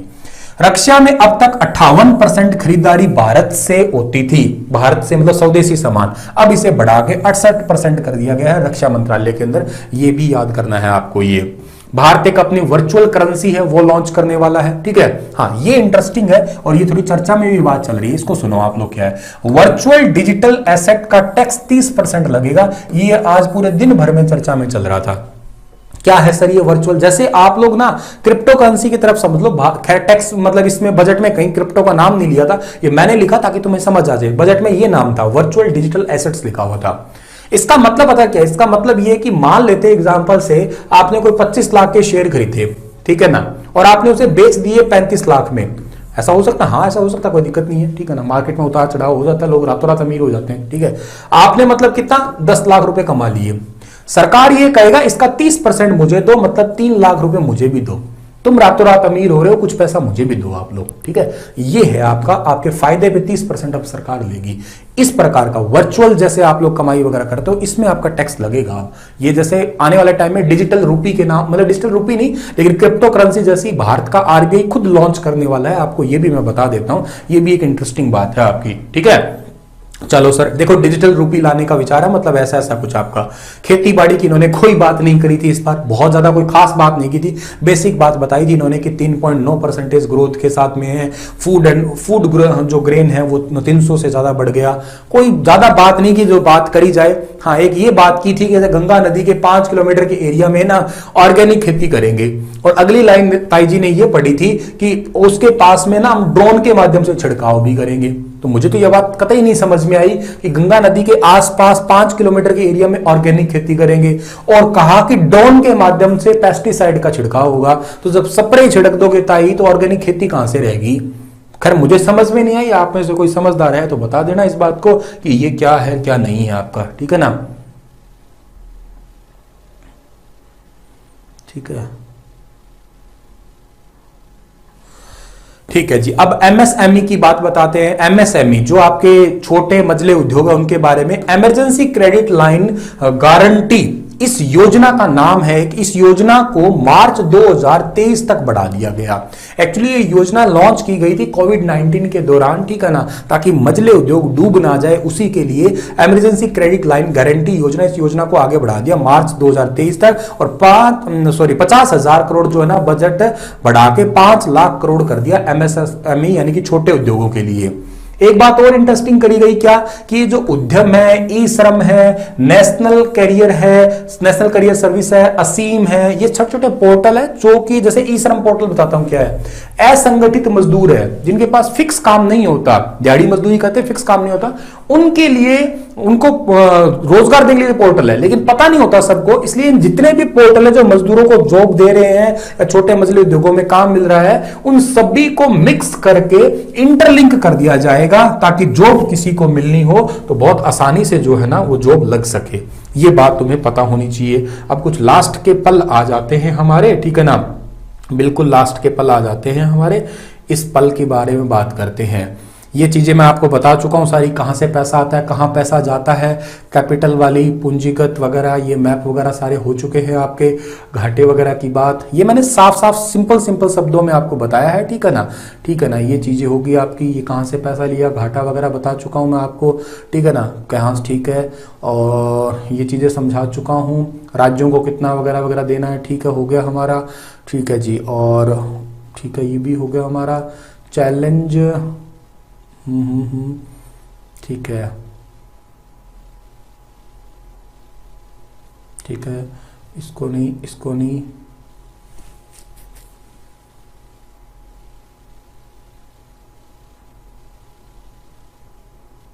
एक ये चीज आपको बता देता हूं कि पीएम गति जो है ना, पीएम गति जो हमने 7 इंजन बताए थे, उसके तहत कुछ गोल है, जैसे focus on growth on all inclusive welfare, जितने भी वेलफेयर है उन पे फोकस करना है, उनकी ग्रोथ करवानी है। प्रमोटिंग टेक्नोलॉजी, जितने भी टेक्नोलॉजीज है उनको प्रमोट करना है, ठीक है ना। और आपका जो प्राइवेट इन्वेस्टमेंट जहां पे भी हो रही है, पब्लिक कैपिटल इन्वेस्टमेंट जहां हो रही है, उनको कैसे भी कैसे करके आगे लेके आना है। ये छोटे छोटे ग्रोथ रखे इन्होंने ताकि आगे जाया जा सके।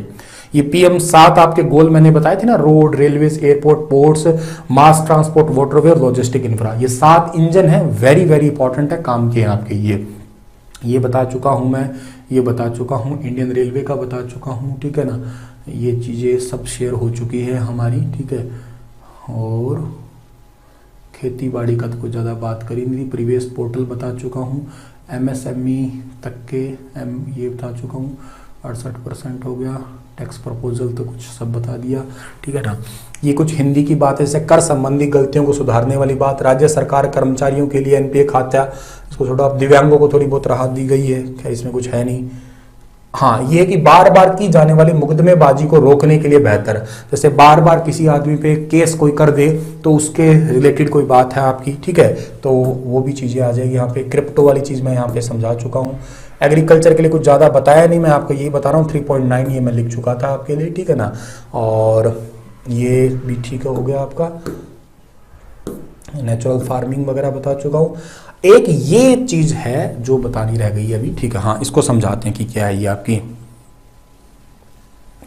हाँ, क्या है कि एक ना केन बेतवा लिंक प्रोजेक्ट है आपका। अगर ये प्रोजेक्ट लिंक है, ये इस प्रोजेक्ट की कॉस्ट है 44,000 करोड़, 44,500 करोड़ समझ लीजिएगा आप लोग। इस प्रोजेक्ट से क्या है, इरिगेशन बेनिफिट होगा तकरीबन 9 लाख हेक्टेयर के अंदर। एक जो है ना पीने का पानी लगभग 62 लाख लोगों को मिल जाएगा। 103 मेगावाट हाइड्रो पावर प्रोजेक्ट बनेगा, 27 मेगावाट सोलर पावर जनरेशन मिलेगा। ये प्रोजेक्ट से अगर अच्छा सा हो जाता है, अगर ये पूरा हो जाता है, एमएसएमई वाली सारी बात बता चुका हूं, ये प्रोजेक्ट वाली सारी बातें बता चुका हूं मैं, ठीक है जी। हाँ, यहां से आगे थोड़ी थोड़ी चीजें आपको समझना अब स्टार्ट करना पड़ेगा आपको, ठीक है ना। ये थोड़ी चीजें रहती है हमारी यहाँ पे। और हाँ, प्रधानमंत्री नरेंद्र मोदी जो है ना, जब से प्रधानमंत्री बने तब से उन्होंने स्किल डेवलपमेंट प्रोग्राम पे बहुत ध्यान दिया है, स्किलिंग पे बहुत ध्यान दिया कि जितनी स्किल बढ़ेगी, कौशल बढ़ेगा, उतना ही रोजगार जो है ना बढ़ पाएगा। तो वो स्किल प्रोग्राम विल बी जो है ना रीओरिएंटेड, जो पहले लॉन्च किए गए हैं उनको अब किसी और उद्देश्य से, क्योंकि वक्त बदल गया है तो उनको और उद्देश्य से जो है ना लॉन्च करने वाला है। Skilling, upskilling, reskilling of our youth, digital dash e portal जो है ना एक लॉन्च किया गया है नया स्किल प्रोग्राम के तहत। इसको भी बात आप लोगों को यहां से याद करना है। वुमेन के लिए डेवलपमेंट प्रोग्राम इन्होंने लॉन्च किया है, मिशन शक्ति, ठीक है ना। महिलाओं के लिए स्पेशली एक मिशन आपका वात्सल्य, एक पोषण 2.0, तीनों वेरी वेरी इंपॉर्टेंट है, याद करना। महिलाओं के लिए बजट में ये 3 आपके प्रोजेक्ट है जो तीनों लॉन्च किए गए। एजुकेशन के अंदर ही आप स्किल वाला एक तो पॉइंट ऐड करोगे। दूसरा है national skill qualification framework to be aligned with dynamic industries need, ठीक है ना। Digital ecosystem for skilling and livelihood e portal to be launched to enable citizen to skill and reskill and upskill with enable discovery for relevant job, enterprise and entrepreneurship है या opportunities है। तो skill के लिए तो यही benefit है, अगर स्किल बढ़ गई है, किसी की स्किल पे सुधार वगैरह किया है तो उसको जॉब पाने में बहुत अच्छा होगा और भारत के अंदर एम्प्लॉयमेंट है वो बढ़ जाएगी। एजुकेशन की पर्टिकुलर बात कर रहे हैं, सारी बात करूंगा यार, ऐसी क्या बात है। गुरुजी 2000 क्या है सर, एजुकेशन के बारे में भी कोई बातें नहीं है क्या? सारी बातें आएंगी, अगर थोड़ा धैर्य रखोगे तो सारी बातें आएंगी, क्यों नहीं आएगी।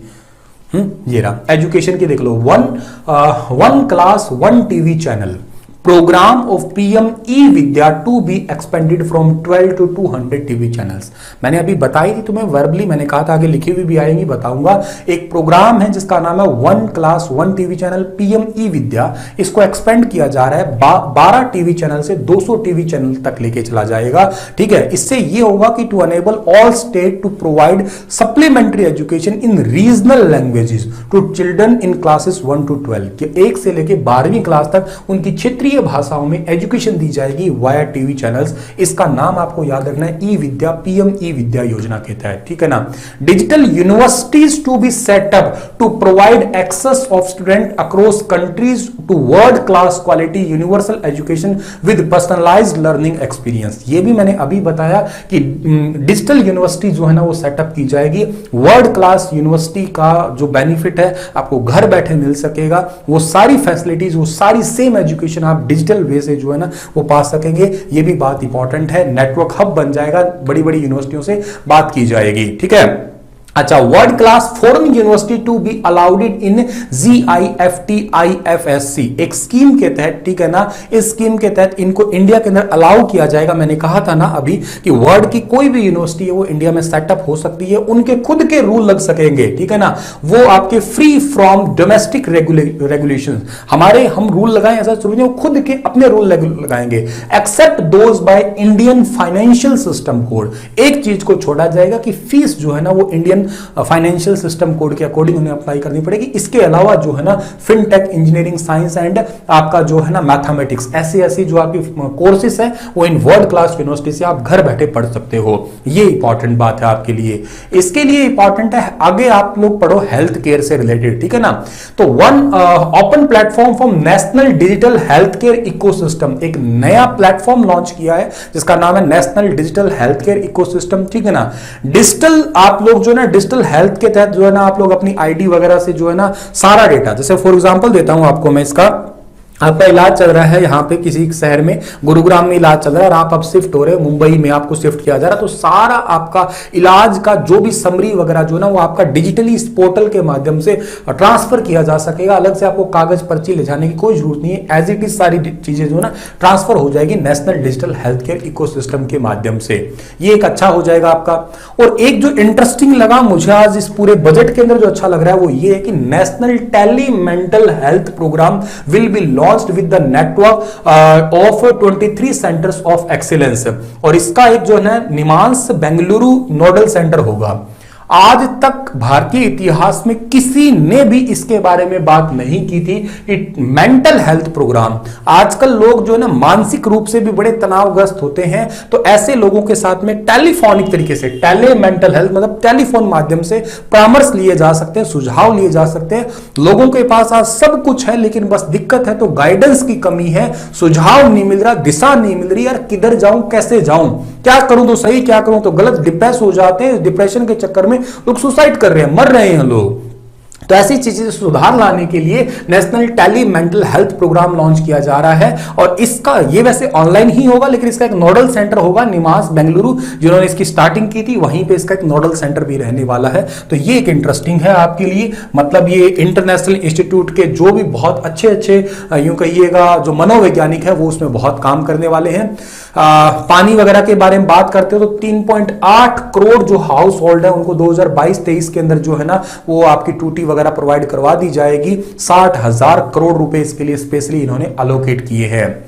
ग्रामीण क्षेत्र की अगर विकास की बात करते हो तो 95% ऑफ 112 जो आपका aspirational district have made significant progress in की सेक्टर। आकांक्षी जिलों की बात कर रहे हो आप लोग, आकांक्षी जिलों की बात है तो गांव के अंदर 95%, 112 में से मतलब यूं समझिएगा आप लोग गांव के ऊपर फोकस करने वाले हो और तकरीबन तकरीबन जो है ना गांव का हम लोगों ने विकास कर चुके हैं, कहते हैं लगभग कर चुके हैं, लेकिन अब हमारा ध्यान ये होगा कि गांव में या बड़े क्षेत्रों में विकास होगा, लेकिन उनके जो छोटे छोटे और क्षेत्र हैं, जैसे मान लेते हैं ब्लॉक्स कहिएगा, फोकस ऑन ब्लॉक्स। कई बार बहुत, जैसे मान लेते हैं हिसार की बात करो, पूरा हिसार ग्रो हो गया, लेकिन हिसार के तहत पड़ने वाले छोटे छोटे गांव हैं, हो सकता है उनके पास डेवलपमेंट ना गई हो, इसलिए इस बार फोकस होगा उन छोटी छोटी चीजों पे जो पीछे रह गए हो, प्रोग्रेस इन लैगिंग, जो उस प्रोग्रेस में पिछड़ गए हों उनको आगे ले जाने की बात करेंगे हम लोग। ये बात है रूरल डेवलपमेंट में।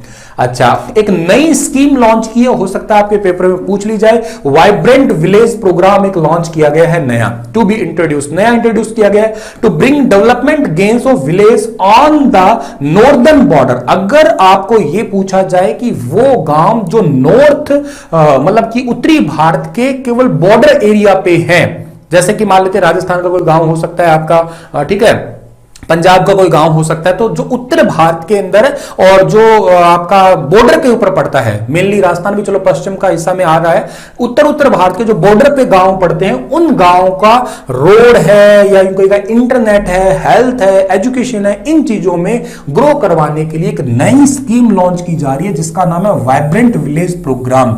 वेरी वेरी इंपॉर्टेंट है, आपको याद रखना, वाइब्रेंट विलेज प्रोग्राम से रिलेटेड कोई बात आपसे पूछी जाए, स्पेशली याद रखना नॉर्दर्न इंडिया के लिए ही है आपकी स्पेशली, ठीक है।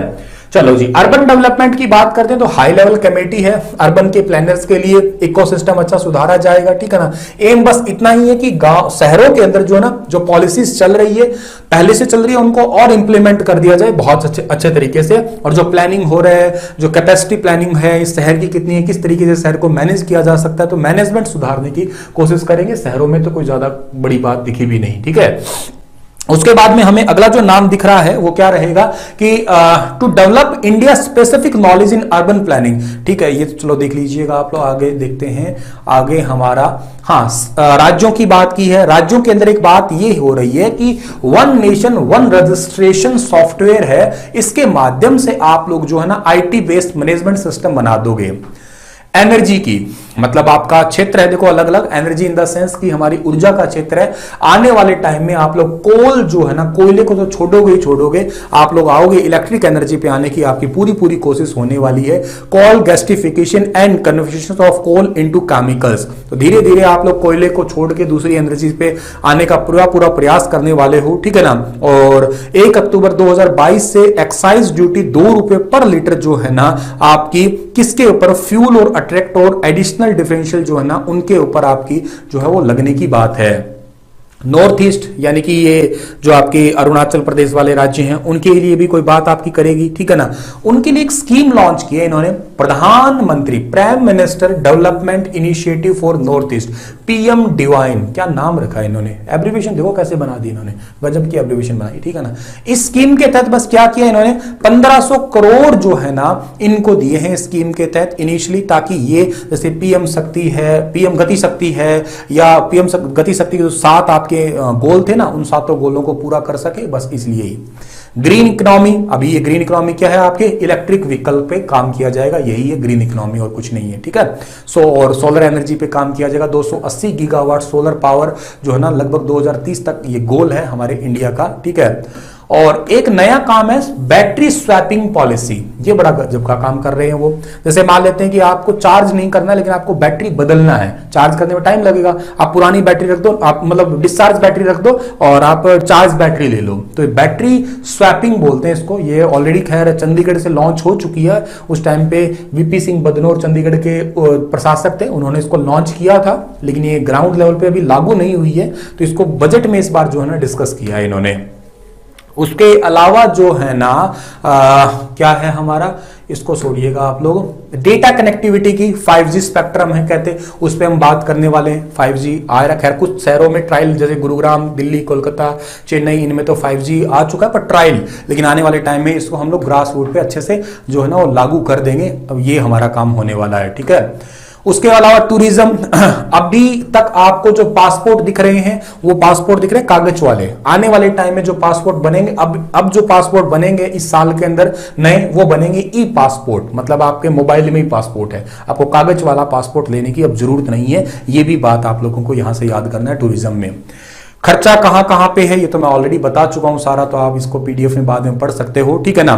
किस साइड किसको कितना कितना पैसा मिला ये आप पीडीएफ में पढ़ लेना। इनको जैसे इंपॉर्टेंट में हेल्थ आ जाता है, हेल्थ के लिए इतना सा दिया गया है, ठीक है ना, रूरल के इतना दिया गया है, ठीक है ना, सोशल वेलफेयर वगैरह के लिए भी, एजुकेशन के लिए भी, ठीक है। ये लिख सकते हो बजट पूरा कितना है, लगभग 40 के आसपास पढ़ सकते हो, 40 लाख करोड़ के आसपास आप लोग, और 39.45 है। इधर आप लोग का जो है ना किधर आ रहा है, किधर जो है ना कितना आया, किधर खर्चा करना है, कमाई और खर्चा दोनों होता है पूरा बजट का। धीरे से पढ़ोगे समझ जाओगे। पूरी पीडीएफ दे रखी है, इसको आप लोग पढ़ लेना। ये आंकड़े कोई वैसे पूछता नहीं है। पूरा बजट इतने रुपए का 39,44,909 है, कंप्लीट बजट आपका यूनियन बजट। पेंशन के लिए कितना पैसा मिला, डिफेंस के लिए कितना मिला, मेजर सब्सिडीज के लिए कितना है, एग्रीकल्चर को कितना दिया, ठीक है ना, इनको कितना दिया, हर किसी के लिए अलग अलग पैसा है। आप लोग पीडीएफ में पढ़ सकते हो। मेरे हिसाब से सारे आंकड़े इंपॉर्टेंट नहीं होते, जैसे पेंशन वाला आंकड़ा थोड़ा सा इंपॉर्टेंट है आपका, इसके अलावा एजुकेशन, इसके अलावा फाइनेंस का भी, हेल्थ का भी, और एक एनर्जी का भी, इसमें आपका आईटी एंड टेलीकॉम का भी, ठीक है ना। एक इंटरेस्ट वाला सबसे जरूरी है क्योंकि सबसे ज्यादा पैसा इधर ही है आपका, ठीक है। उसके अलावा ट्रांसपोर्ट का भी आपका, ठीक है, और एक गाँव वाला भी आप कह सकते हो, और एक आपका साइंटिफिक डिपार्टमेंट यानी कि रिसर्च वगैरह के लिए भी आपका पैसा ऑलमोस्ट इतना जा रहा है, ठीक है। चलो सर, बस दैट इज योर बजट। ये कंप्लीट बजट था, मैंने इसको एनालाइज कर दिया, जो जो इंपॉर्टेंट चीजें थी वो आपको सारी यहाँ पे शेयर कर चुका हूँ। Telegram channel star IQ education पे इसका आप लिंक ले लेना, ठीक है ना। और अब क्लास का टाइम हो चुका है मेरी दूसरी का, हरियाणा के करंट अफेयर पूरे जनवरी महीने के अभी लाइव होने वाला हूँ विद इन मिनट्स, ठीक है ना। मतलब 2-4 मिनट लग भी सकते हैं, हो सकता है, बस लाइव अभी होने वाला हूँ। कहीं जाइए मत, पानी वगैरह पी जाइएगा। ये क्लास कैसी लगी मुझे जरूर बताइएगा, और कोई कमेंट छोड़ सकते हो, कोई डाउट वाउट रह गया तो उन डाउट को मैं किसी अलग सेशन में जाके अलग सेशन में आपको जरूर कवर करूंगा, ठीक है। Thank you so much. बताना जरूर कि ये सेशन कैसा लगा। बहुत मेहनत की है यार, सच में बड़ी मेहनत की है।